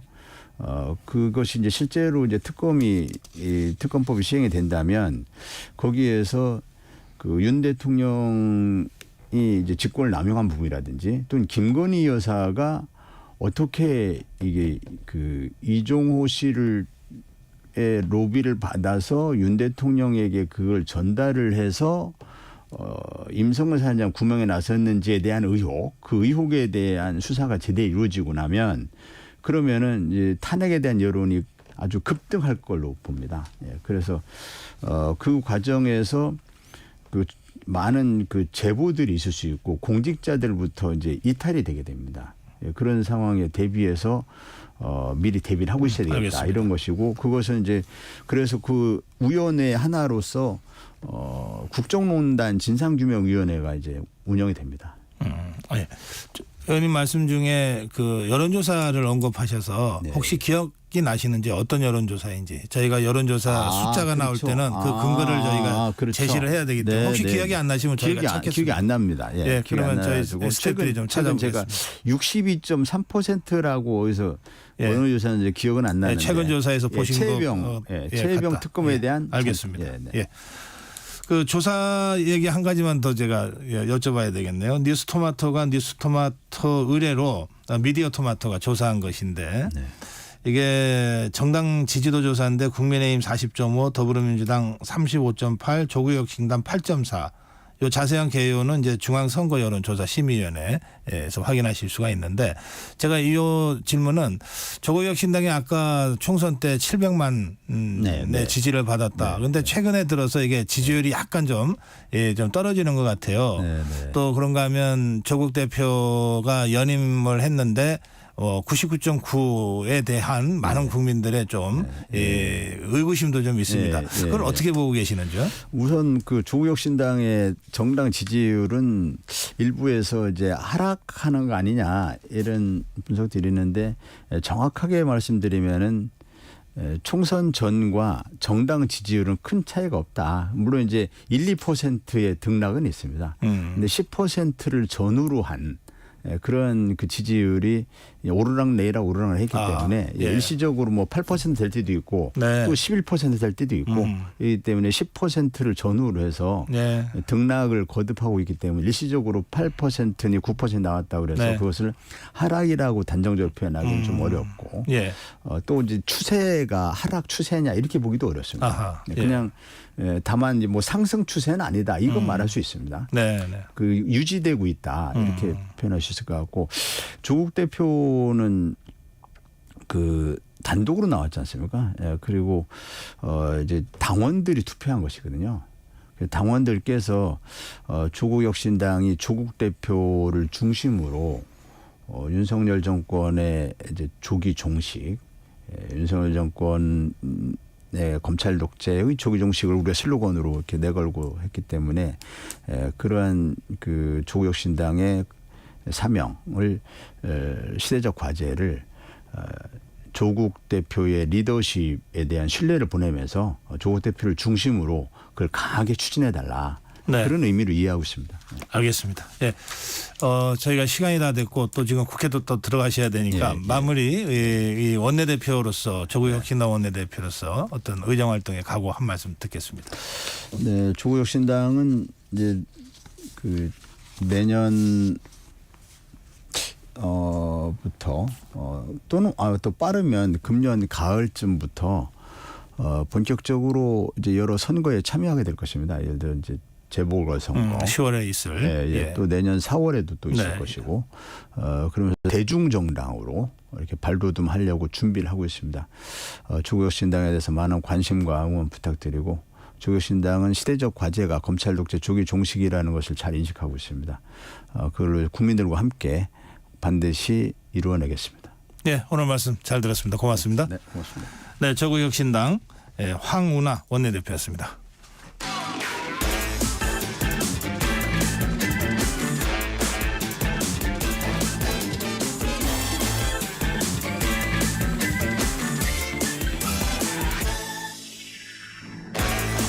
네, 한 번 더 뉴스입니다. 경향신문 박순봉 기자입니다. 어서 오세요. 네, 안녕하세요. 오늘 알리익스프레스요? 과징금을 부과받았는데 어떤 내용입니까? 개인정보보호법 위반으로 과징금 부과를 받았고요. 이 국내 구매자들의 개인정보가 어디로 가고 있는지 그걸 당사자들한테 알려주지 않았다. 이게 가장 대표적인 이유입니다. 쉽게 얘기하면은 중국으로 정보가 많이 가고 있거든요. 그걸 고지를 안 해줬다라는 거예요. 개인정보보호위원회가 주체인데 19억 7,800만 원의 과징금을 부과를 했고요. 과태료는 또 780만 원, 거기에 더해가지고 시정명령 개선 권고까지 의결을 했습니다. 그러니까 20억 원 가까운 이제 벌금이 나왔다라고 보시면 돼요. 꽤 큰 액수입니다. 그러네요. 이게 뭐가 문제였냐 이걸 좀 자세히 설명을 드리려면은 이제 알리익스프레스의 이용 방식을 좀 알아야 되는데 여기가 이제 직접 상품을 사가지고 판매하는 그런 구조가 아니고요.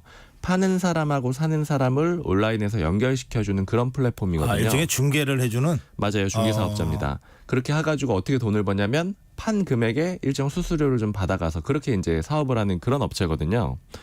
근데 이제 우리가 보통 온라인에서 어떤 구매를 할 때 정보를 제공하는 그런 절차를 밟잖아요. 다들 아마 읽어보시지는 않는데 하신 적이 있으실 거예요. 뭐 정보 제공할 거냐면 그냥 이렇게 눌러야 그 다음이 가니까. 맞아요. 그걸 하지 않으면 넘어가지 않잖아요. 근데 이렇게 이제 회원 가입을 하면 이제 정보가 제공이 되도록 이렇게 동의가 되는데 이 정보가 일단은 어디로 가냐면 싱가포르로 가요. 알리익스프레스의 데이터 센터가 있거든요. 거기로 넘어가고 그 다음에 이제 우리나라의 어떤 이제 구입자들이 물건을 사게 되면은 해외 판매자들이 있을 거 아니에요. 그 사람들한테 이 데이터 센터에서 주문자 정보를 보내주는 겁니다. 그러겠죠. 근데 이 과정에서 원래 이제 우리나라라면은 가입자들한테 이게 이렇게 가고 있고 누구한테 가요 이런 것들을 알려줘야 되는데 알리는 그렇게 하지 않았다라는 거예요. 그래요? 네, 이게 문제가 됐던 거고 아까 중국으로 많이 갔다라고 말씀드렸는데 구조적으로 왜 그러냐면은 이 알리익스프레스가 중국 판매자들만 있는 건 아니에요. 근데 인기를 끌었던 이유가 가격이 정말 획기적으로 싸거든요. 네. 엄청 싼데 그 싼 이유가 뭐냐면 중국 판매자들이 싸게 파는 겁니다. 중국의 이제 낮은 그 물가를 활용해 가지고 싸게 파는 건데 그러다 보니까 대부분의 판매자들이 중국 판매자들이거든요. 한국의 개인 정보가 지금 중국 판매자한테 한 18만 개가 넘어간 걸로 이렇게 확인이 됐습니다. 우선 알리를 이용한 분들은 주소를 입력해야 될 거 아니에요. 그렇죠. 집에서 받으려면 그러면 그게 중국 상인들한테 기업한테 그 정보가 개인 정보가 들어갈 수밖에 없네요. 맞습니다. 예. 자. 이랬는데 이걸 제대로 알려줬어야 되는데 제대로 알려주지 않았다. 그래서 이제 20억에 가까운 상당한 액수의 이제 그 과태료가 나온 거네요.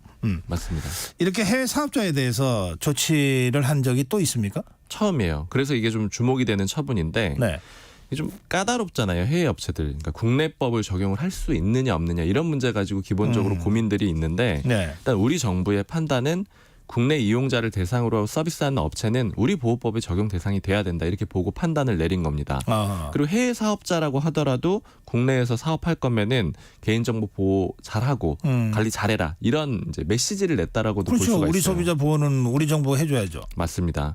그리고 이번 조사가 이제 처음부터 정부 주도로 이루어졌다라기보다는 국민들 우려가 좀 컸었거든요. 아하. 저희도 이제 몇 번 짚었던 적이 있었는데 네네. 해외 직구 서비스가 굉장히 편리하고 값싸기도 한데 여러 가지 문제들이 있었어요. 뭐 들어오는 과정에서 좀 안 좋은 물질이 검출이 된다거나 그래요? 아니면 또 개인정보가 실제 침해되는 게 아니냐 이런 얘기들이 중국 업체 중심으로 좀 많았거든요. 이런 여론이 있다 보니까 정부가 나서가지고 조사를 했던 거고요. 네. 그래서 이제 약속을 받아놓은 그런 상태가 되는 거죠. 앞으로 이제 이용자들의 정보가 이용이 된다라는 거 이런 것들을 동의를 받도록 하고 앞으로 이제 이런 것들은 지켜라 이런 식으로 조치를 내린 상태입니다. 알리익스프레스 어떤 입장이에요? 구체적으로 입장을 내놓지는 않았는데 이 개인정보보호위원회가 조사를 시작한 직후에 자체적으로 일부의 이제 보호 조치를 좀 개정을 했어요. 아, 그래요? 이렇다라는 거는 정부의 입장을 좀 수용을 하겠다라고 보이는 거고요. 네. 사실 정부에서 좀 가장 괘씸하게 여겼던 것 중에 하나가 이제 아까 말씀드렸던 개인정보 이렇게 넘어가는 이 문제뿐 아니라 보면은 이 탈퇴하고 싶은 사람들 있잖아요. 회원 가입했다가 이걸 되게 그래요. 까다롭게 해놨어요. 아. 어떻게 까다롭게 해놨냐면 다른 건 다 한글로 해놨는데 예. 탈퇴 페이지만 영문 페이지로 해놓은 겁니다. 그건 조금. 그러니까 이제 개인정보보호위원회가 봤을 때 이거는 뭐 막은 건 아니지만 탈퇴 예, 못하게 막은 어렵게 건 아니죠. 만든 거네. 방해를 정도는 한 거잖아요. 그러니까 예, 이런 예. 것들은 일부 지금 시정 조치를 하고 있고 네. 알리 입장에서는 한국 시장 굉장히 중요하게 보고 있거든요. 그러니까 아하. 싸우는 모습까지 보이려고 하는 건 아니에요. 뭐 환경 소송한다거나 이렇게는 안 하고 왜냐하면 지금 보면 알리가 굉장히 공격적으로 한국 시장 점유율을 높이고 있는데 예. 뭐 마동석 배우, 탕웨이 배우 쓰기도 하고 특히 한국 시장에서 급격하게 컸거든요. 그러니까 이런 시장을 놓치긴 좀 그러니까 이제 좀 수용하는 그런 알겠습니다. 그림으로 갈 것 같습니다. 시민단체는 좀 조치가 약하다 이렇게 문제 제기하는 것 같으네요. 맞아요. 성명서를 어제 소비자주권 시민회의가 냈는데 이렇게 예. 얘기를 했습니다. 개인정보가 중국으로 유출된 죄책에 비하면은 껌값에 불과한 매우 실망스러운 수준이 아닐 수 없다 이렇게 얘기를 했고요. 네. 특히 알리를 향해서는 대국민 사과를 하고 재발 방지 대책도 마련해라 이렇게 주문을 했습니다. 예. 근데 사실 좀 관심이 더 큰 거는 이제 이런 중국 중심의 그 중국계 전자상거래 플랫폼을 알테시라고 많이 불러요. 아까 방금 알리 말씀드렸는데 네. 테무도 있고 테무. 시인도 있거든요. 그래서 알테시라고 부르는데 테무도 제재 대상이었거든요. 근데 여기도 이제 조만간 발표를 할 겁니다. 알겠습니다. 오늘 여기까지 해야 되겠습니다. 예. 한 번 더 뉴스 경향신문 박순봉 기자였습니다. 감사합니다.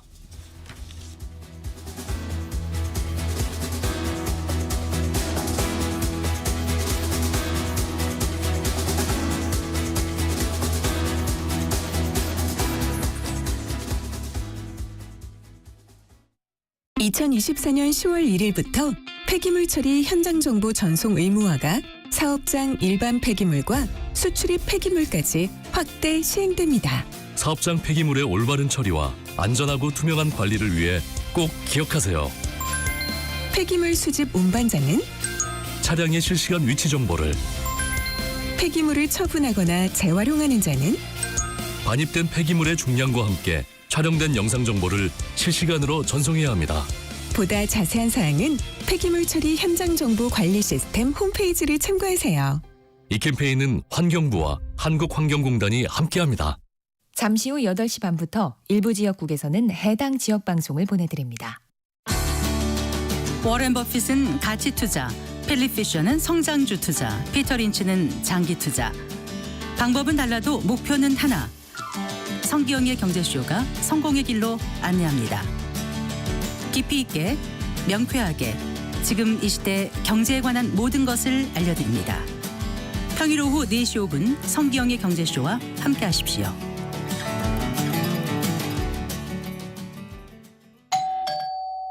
편지 왔습니다. 퇴근길 지친 당신에게 힘이 되는 뉴스를 전해드립니다. 매일 저녁 5시 5분 당신과 함께 읽는 세상 이야기 KBS 1라디오 뉴스레터 K. 지금 시각은 8시 30분입니다. KBS.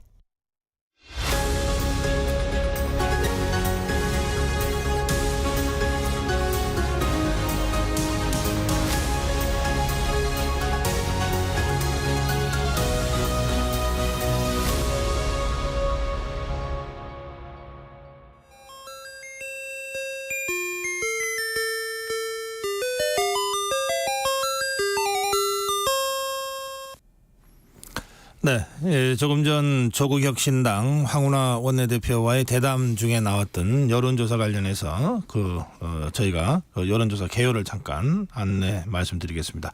엠브레인 리퍼블릭, K-스탯 리서치, 코리아 리서치, 한국 리서치 이가 지난 22일부터 24일까지 전국 만 18세 이상 남녀 1,005명을 대상으로 한 전화 면접 방식 조사였습니다. 최상병 특검법 관련 여론조사인데요. 최상병 특검법 찬성 58%, 반대 30%로 나온 조사입니다. 자세한 내용은 중앙선거 여론조사심의위원회 홈페이지를 참조하시기 바랍니다. 자, 오늘 정치 공부하는 시간입니다.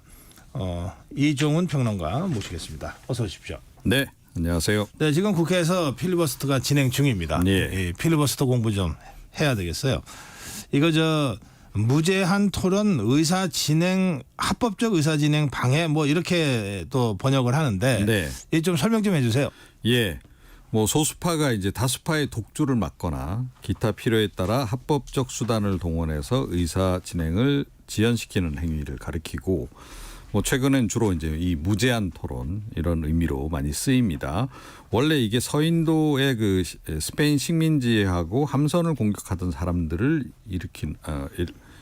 일컫는 그런 말이었다 그래요. 그러다가 1854년에 미국 상원에서 이 캔자스 네브라스크 주 신설 내용의 법안을 이제 처리하는 과정에서 그걸 막기 위해서 반대파 의원들이 의사 진행을 이제 이렇게 방해하는 수단으로 이걸 활용하면서 정치적 의미로 이제 사용되기 시작했다. 뭐 이렇게 지금 사전적으로는 설명이 좀 돼 있고 네. 우리 국회법에는 제 106조 2 가로 열고 무제한 토론의 실시 등 가로 닫고 이렇게 돼 있습니다. 이제 1항을 보게 되면 의원이 본회의에 부의된 안건에 대하여 이 법의 다른 규정에도 불구하고 시간의 제한을 받지 아니하는 토론을 하려는 경우 제적의원 3분의 1 이상이 서명된 요구서를 의장에게 제출하여야 한다. 이 경우 의장은 해당 안건에 대하여 무제한 토론을 실시하여야 한다. 이렇게 규정이 돼 있습니다. 그래요. 예전에는 이제 소수당이 다수당의 이 강행을 막을 때 주로 했던 게 단상 점거 뭐 그런 거잖아요. 예, 뭘 던지기도 하고 최루탄 던지기도 하고. 지금 뭐 그것은 그랬었죠? 국회 선진법 때문에 일체 이제 위법으로 다 규정이 되어 있습니다만. 예, 그렇습니다. 이제 그 대신에 이제 필리버스터가 도입이 된 거예요. 그렇죠. 그러니까 이제 이른바 동물국회를 이제 끝내는 이제 그런 그 과정에서 이게 도입이 다시 된 거다. 원래 있었습니다. 이 필리버스터가 원래 이제 있었는데 1973년도에 국회의원 발언 시간을 최대 45분으로 제한을 합니다. 그때 국회법 개정을 해서 그때 이후로 사실상 좀 폐지가 됐다가 이제 2012년 조금 전에 말씀하신 그 국회 선진화법이 만들어지면서 이제 부활이 된 거고요. 국회 선진화법이 그 당시에 만들어지게 된 것은 이제 이른바 동물국회. 워낙 몸싸움이 심하고 이렇게 하다 보니까 그랬던 거고 특히 2010년 12월 달에 2011년 예산안 날치기 처리하는 과정에서 이게 상당히 좀 이렇게 물리적 충돌이 심했습니다. 그래서 2012년에 입법이 된 그런 그 과정을 우리가 알 수 있습니다. 이제 필리버스터가 있는가 하면 필리버스터를 막을 수 있는 조치도 있죠. 네, 그렇습니다. 그러니까 이걸 강제 종결할 수 있는 것도 이제 규정이 지금 돼 있는 거고요. 네. 그래서 이제 요 내용은 이제 그 106조 2항 국회법 그에 이제 5항의 규정이 돼 있습니다. 그래서 의원은 무제한 토론을 실시하는 안건에 대하여 재적 의원 3분의 1 이상의 서명으로 무제한 토론의 종결 동의를 의장에게 제출할 수 있다 이렇게 되어 있고 제 6항을 보게 되면 이 동의가 제출된 때로부터 24시간이 경과한 후에 무기명 투표로 표결하되 재적 의원 5분의 3 이상의 찬성으로 의결한다. 이 경우 무제한 토론의 종결 동의에 대해서는 토론을 하지 아니하고 표결한다. 네, 그래서 종결 동의가 제출이 되면 24시간 경과되고 나서 이제 토론이 바로 종결이 되는 거고요. 예. 그래서 지금 어제부터 이제 시작된 이 필리버스터 같은 경우에도 토론 시작하자마자 민주당 쪽에서 지금 이거를 지금 이제 그 토론 종결 그 동의서를 지금 제출을 해놓은 상태죠. 그래서 24시간 후니까 이제 오늘 오후 5시경에 이제 끝나는 거죠. 네. 이제 종결이 될 거다 이렇게 이제 다들 봅니다. 그런데 보통 이게 필리버스터가 이렇게 종결되고 나면은 국면이 바뀌는데 이번 경우에는 종결되면 그 다음 안건 갖고 또 필리버스터하고 막 이렇게 돼 있죠. 필리버스터가 이게 매 건당 하게 돼 있습니다. 매 건당. 그러니까 법안이 이제 하나씩 올라오니까 하나 올라오면 필리버스터를 진행할 수 있는 겁니다. 그러니까 이제 한 건당 이제 이번 같은 경우는 방송 4법이잖아요. 네. 4개 법안이. 법안 4개죠. 예, 그러니까 최소 이 4일 이상이 이제 들어갈 수밖에 없는 거죠. 이게 이제 토론 종결하고 나서 또 표결 처리하는 과정이 또 좀 있잖아요. 네. 예, 그런 시간까지 하게 되면 그래서 이번에는 결국 한 4박 5일. 이걸 강제 종결하려면 180석 5분의 3이니까 네, 180석이 그렇습니다. 필요한데 아까 저 황운하 원내대표는 당장 내일 이게 지금 더불어민주당 전당대회인데 토요일 일요일 이제 주말마다 이렇게 지역에서 하는데 과연 180명이 되겠느냐 그럴 수도 있죠. 이게 못 채울 수도 있습니다. 물론. 그렇게 되면은 토론 강제 종결이 안 되니까 계속 필리버스터가 진행되는 거네요. 그렇죠. 그렇게 됩니다. 예, 알겠습니다.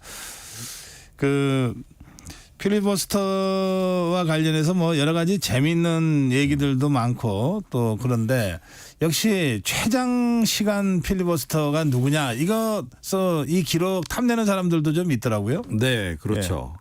그래서 지금 이제 2016년 그 필리버스터가 일단 역대 최장 필리버스터였고 그게 또 세계 최고 기록까지 가지고 있거든요. 아, 그래요? 192시간 27분 동안 이제 진행이 이제 됐습니다. 그 이후에 이제 검수완박법 당시에 이제 한 89시간 정도 이렇게 했던 거고 이번에 아마 그 89시간 기록은 깨질 것으로 이렇게 예상이 좀 되고는 있어요. 그래서 대략 한 이제 이번 이제 필리버스터가 또 다시 이제 2위 필리버스터가 이제 되지 않을까 지금 이렇게 지금 예상이 지금 되고 있는 이제 그런 그 상황이고요. 그 동안에 이제 이 필리버스터 이제 가장 그 오랫동안 했던 그 주인공은 윤희숙 전 국민의힘 의원입니다. 그래요? 예. 2020년 12월 달에 이제 국정원법 개정안 그 관련해서 이제 필리버스터를 진행하는 과정에서 12시간 47분 동안 발언을 이제 한 거고요. 한 적이 있고 2016년 그때 이제 역대 최장 이제 필리버스터 진행될 때 사실은 이종걸 전 의원이 기록을 세웠었죠. 11시간 31분 정도 세웠었는데 이게 이제 그때 2020년에 그렇게 깨진 바가 있습니다. 그것과 더불어서 이제 뭐 보면 필리버스터 하는 과정에서 책을 읽으시는 분들도 꽤 있잖아요. 책 들고 나와서 어찌됐건 시간을 때워야 하다 보니까 그래갖고 2016년 그 필리버스터 당시에는 여러 의원들이 책을 들고 나와서 읽고 그래가지고 필리버스터 그 독서 목록 이런 게 또 한동안 또 이렇게 좀 세간에서 화제가 되기도 하고 그러기도 했습니다. 이 필리버스터는 우리나라만 있는 게 아니라 미국도 있죠. 네, 그렇습니다. 사실은 우리나라 필리버스터가 미국 상원 제도를 거의 뭐 도입한 거다 이렇게 보시면 될 것 같습니다. 그런데 이게 필리버스터가 일단 그 시작이 되면 그 필리버스터를 하는 국회의원은 그 자리에서 내내 서서 해야 되는 거 아니에요. 네. 이를테면 앉아서 하거나 뭐 누워서 하거나 이럴 수는 없잖아요. 네, 그렇습니다. 그리고 발언을 중단을 오랫동안 해도 안 되죠. 네. 기본적으로는 이석이 허락되지 않습니다. 미국 같은 경우에는 이제 자리를 화장실 가야 된다 이러고 자리 뜨는 순간 바로 끝. 그 의원 순서는 끝나는 게 되는 그런 건데요. 우리 경우에는 좀 예외적으로 이걸 지금 화장실 가는 거는 좀 허용을 해준 쪽으로 관례가 좀 만들어졌습니다. 워낙은 그렇지 않았죠. 그래서 뭐 사실 기저귀를 차고 들어가기도 하고 뭐 이랬던 적이 있는데 2016년에 안민석 민주당 의원이 이제 처음 이제 화장실 다녀오겠다고 양해를 얻어서 짧게 다녀온 그게 이제 일종의 이제 전례가 되면서 네. 지금은 이제 화장실은 다녀올 수 있도록 허용을 해주는데 시간 한계가 있습니다. 3분. 3분 동안 그러니까 거의 뛰어갔다 와야 되는데 예, 그런 상황인 거죠. 네.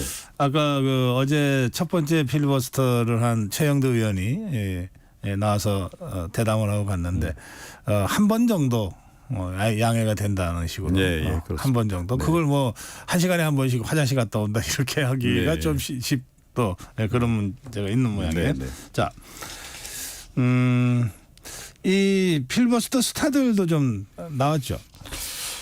역시 뭐 김대중 전 대통령을 꼽아야 되지 않을까 싶어요. 그러니까 김대중 전 대통령이 6대 국회 때 재선 의원이었던 시절입니다. 근데 그때 이제 이 필리버스터를 한 게 이게 우리나라 건국 이후 최초의 필리버스터였습니다. 네.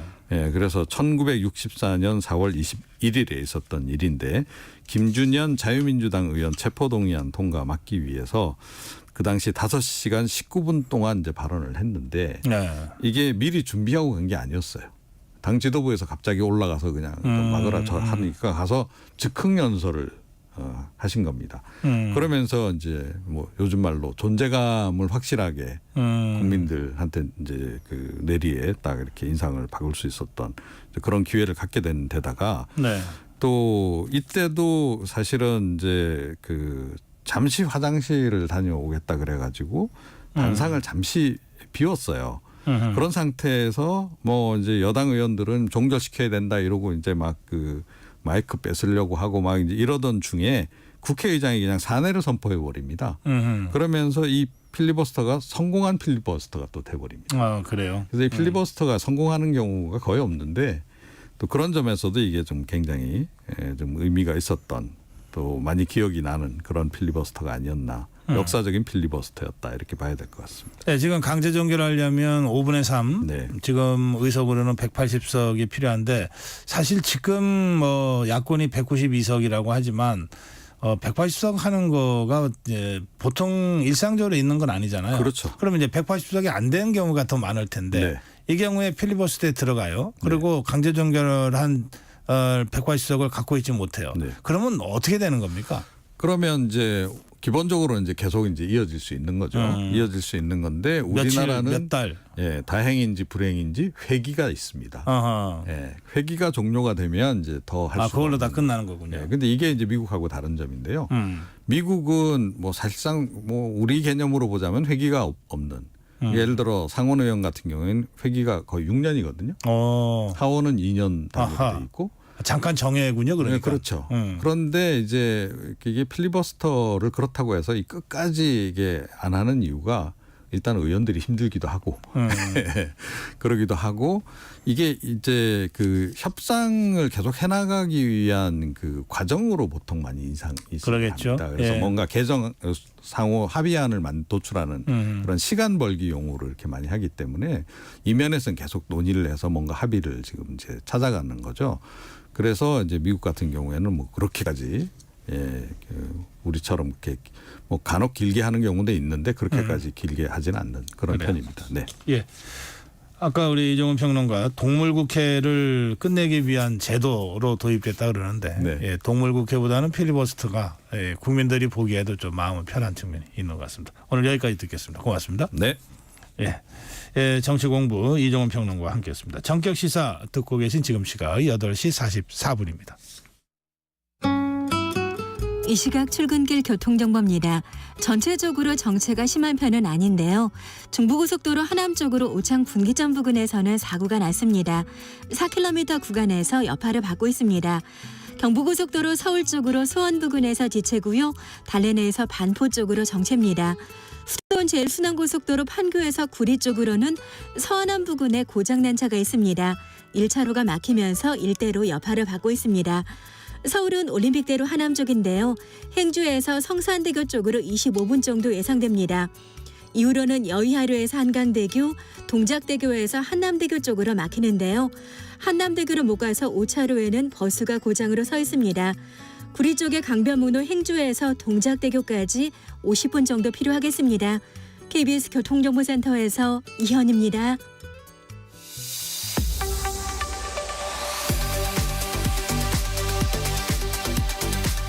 네, 한 주간 화제의 소식을 정리해드리는 뉴스 키워드입니다.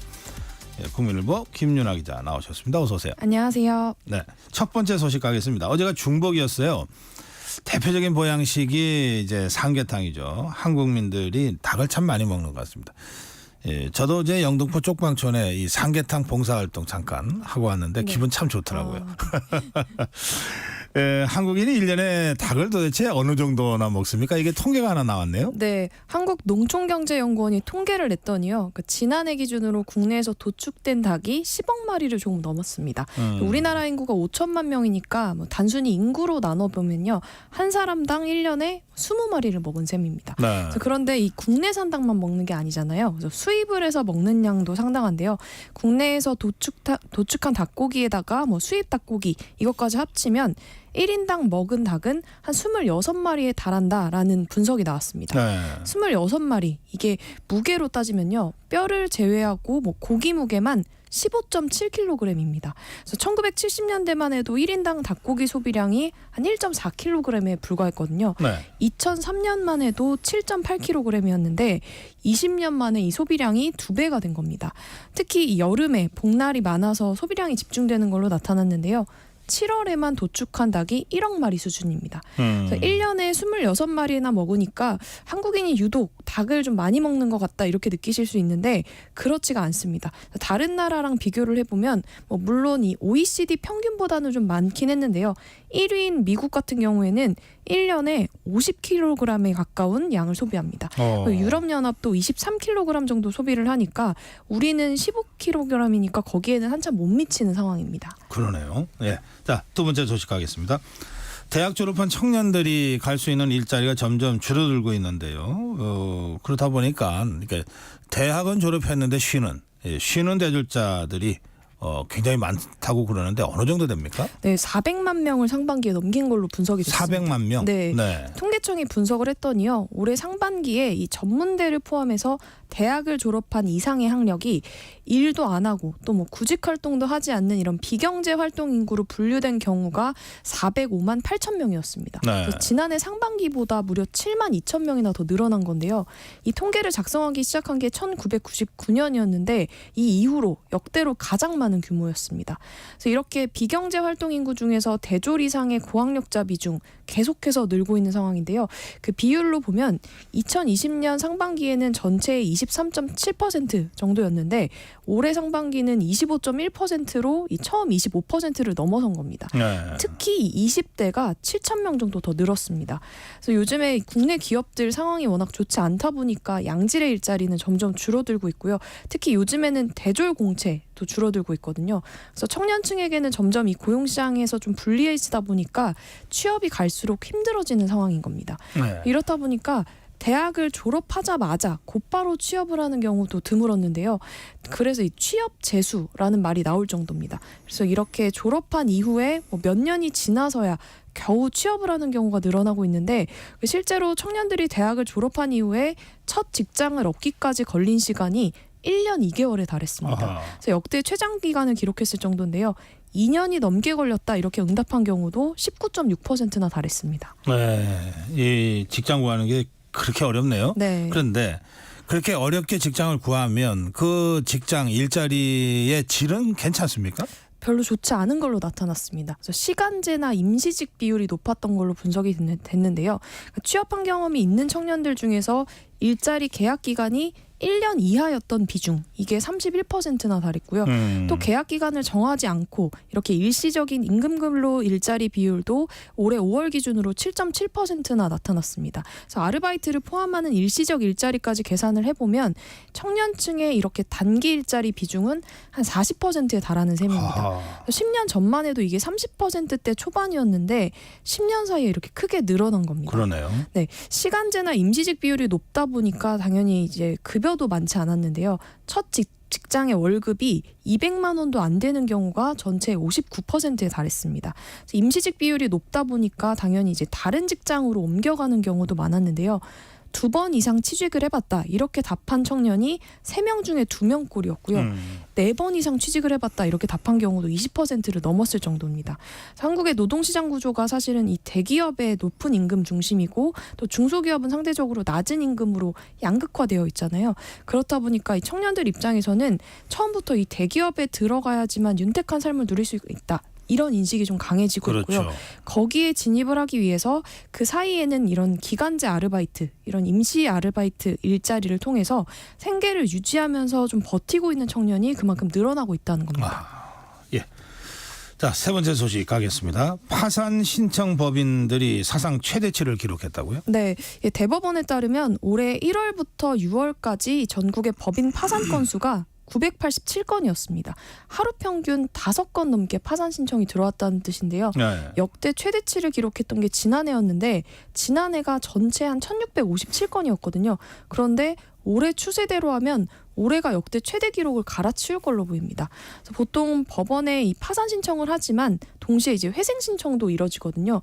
이게 원래는 좀 비슷하게 갔었는데 올해는 특히 이 파산 신청이 회생 신청을 앞지르고 있다는 겁니다. 네. 쉽게 말해서 회생 절차에 드는 비용조차도 좀 부담스러워서 하지 못하거나 아니면 아예 이렇게 재기를 할 의지를 상실한 기업들이 회생 대신에 곧바로 이렇게 파산을 택하는 경우가 늘어났다. 이렇게 볼 수 있습니다. 우리 경제 상황이 그만큼 안 좋다는 얘기입니다. 네. 네, 네 번째 소식 가겠습니다. 네, 올해 상반기 대미 무역 수지 흑자 규모가 크게 늘어났습니다. 작년이 역대 최대였는데 올해 기록을 깰 가능성도 있다고요? 네, 미국이 작년부터 한국의 최대 무역 흑자국 자리 유지하고 있습니다. 산업통상자원부가 분석을 했더니 올해 상반기에 대미 무역 수지 흑자가 287억 달러를 기록을 했습니다. 작년보다 55%나 증가를 했는데요. 한국이 이 미국을 포함해서 전체 국가한테 거두는 흑자 규모가 한 231억 달러 정도거든요. 그런데 미국에서만 287억 달러가 흑자가 났으니까 이 흑자 규모가 굉장히 큰 겁니다.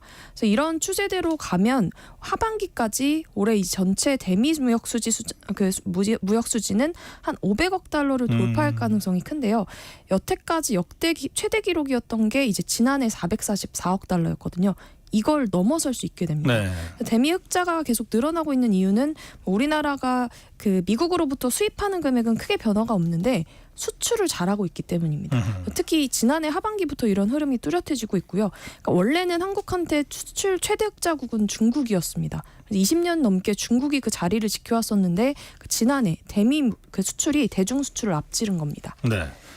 이 추세대로라면은 이제 기록을 깰 수도 있을 것 같다 이렇게 지금 전해주셨는데 미국 대선이 변수가 되지는 않을까요? 네, 아마 그럴 것 같습니다. 그래서 트럼프 전 대통령이 무역 장벽을 계속 높여서 무역 적자를 낮추고 또 미국 경제를 활성화하겠다 이렇게 계속 강조를 해오고 있습니다. 그래서 만약에 2기 트럼프 행정부가 출범을 하면 한국에 대한 통상 압박 수위를 높일 가능성이 크고요.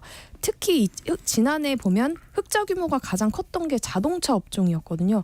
한국의 완성차 수출 비중의 45%는 미국에 의존을 하고 있습니다. 네. 그렇다 보니까 트럼프가 이 자동차 업종을 겨냥해서 뭐 추가 관세를 압박할 가능성이 크고요. 또 뭐 반도체나 배터리 이런 것도 타겟이 될 수 있습니다. 특히 이제 바이든 행정부에서는 보조금 정책 때문에 국내 기업들이 뭐 북미에다가 생산, 뭐 공급 기지 이런 투자를 대폭 늘려왔었거든요. 그런데 만약에 트럼프가 당선될 경우에는 뭐 이런 보조금을 아예 폐지까지는 아니더라도 보조금을 축소할 가능성이 큽니다. 그렇게 되면 이제 국내 기업들 당연히 타격을 받게 되고 또 대미 수출에도 영향이 클 걸로 보입니다. 네. 자, 다섯 번째 소식 가겠습니다. 영화 티켓 가격이요. 10,000원 아래로 내려갔어요? 네, 올해 상반기 평균 영화 관람 요금을 봤더니요 9,698원으로 집계가 됐습니다. 2021년 상반기만 해도 10,000원 아래였는데 2022년부터 조금씩 오르더니 10,000원을 넘어섰거든요. 그래서 지난해 상반기에는 이 1,410원이었습니다. 그런데 이제 올해 다시 내려간 건데요. 이게 사실 근데 영화 티켓 가격 자체가 내려간 건 아닙니다. 요금이 더 비싼 이런 특수 상영관의 매출이 줄어들었기 때문인데요. 그러니까 뭐 더 넓은 스크린이나 요즘에 뭐 입체감 있는 스크린, 그렇죠. 네, 이런 걸로 즐기는 특수 상영관 찾는 분들 원래 많으셨는데 여기 매출이 지난해보다 52%나 줄었습니다. 그래서 영화진흥원이 분석하기로는 이런 특수 상영관은 사실 할리우드 블록버스터들이 주로 이제 차지를 하고 있었거든요. 그런데 이제 흥행몰이에 실패를 하면서 평균 티켓 가격도 떨어진 걸로 보이고요. 게다가 지난해 할리우드에서는 파업 사태도 있었습니다. 그러면서 이제 기대가 됐던 블록버스터 신작들의 개봉이 줄줄이 미뤄진 영향도 컸고요. 그래서 올해 상반기 전체 극장의 매출은 지난해보다 0.4% 증가했고 관객 수는 7.8% 늘어났는데 그쳤습니다. 네. 이거를 이제 평균해서 보니까 영화 티켓 평균 가격이 10,000원 이하로 떨어졌다. 네, 이렇게 맞습니다. 되는 거군요. 네. 예. 자, 6번째 마지막 소식으로 가겠습니다. 예, 보통 이사를 하면 이제 거주지를 옮기게 되잖아요. 지난달 거주지 옮긴 사람들 50년 만에 가장 적었다. 이건 무슨 뜻입니까? 네, 사실 이 고령화 영향 때문에 이렇게 나타난 걸로 보이는데요. 네. 6월 달에 국내 인구가 얼마나 이동을 했나 통계청이 분석을 했더니 거주지로 옮겨서 신고한 사람이 44만 명이었습니다. 지난해하고 비교해보면 7% 감소했고요. 6월 기준으로는 50년 만에 가장 적은 규모였습니다. 그래서 보통 이 읍면동 경계를 넘어서서 이사를 간 경우에만 이 카운트가 되는데요. 이렇게 인구 이동이 줄어든 가장 큰 이유는 아무래도 이제 고령화 영향이 큽니다. 나이가 들수록 새로운 거주지로 옮겨가는 경우가 좀 드물어지기 때문인데요. 지역별로 보면 서울에서는 5,500명 순 유출됐고요. 전입 인구보다 이 전출 인구가 더 많았다는 뜻입니다. 반면에 경기도는 6,500명 늘어났고 인천도 1,200명 순 유입을 기록을 했습니다. 뭐 집값에 영향을 미친 걸로 보이는데요. 서울에서 뭐 경기도나 인천 이런 쪽으로 그 집값 부담 때문에 이동하는 인구가 많았던 걸로 분석이 됩니다. 예. 오늘 여기까지 하겠습니다. 뉴스 키워드 국민일보 김윤아 기자와 함께했습니다. 고맙습니다. 감사합니다. 네, 금요일 아침 전격 시사 여기서 여러분께 인사드리겠습니다. 후텁지근한 장마철 날씨 그리고 열대야가 계속될 주말입니다. 여러분들 건강 각별히 잘 챙기시고요. 좋은 주말 보내시고 월요일 아침 전격 시사로 여러분 다시 뵙길 바랍니다. 고성국이었습니다. 고맙습니다.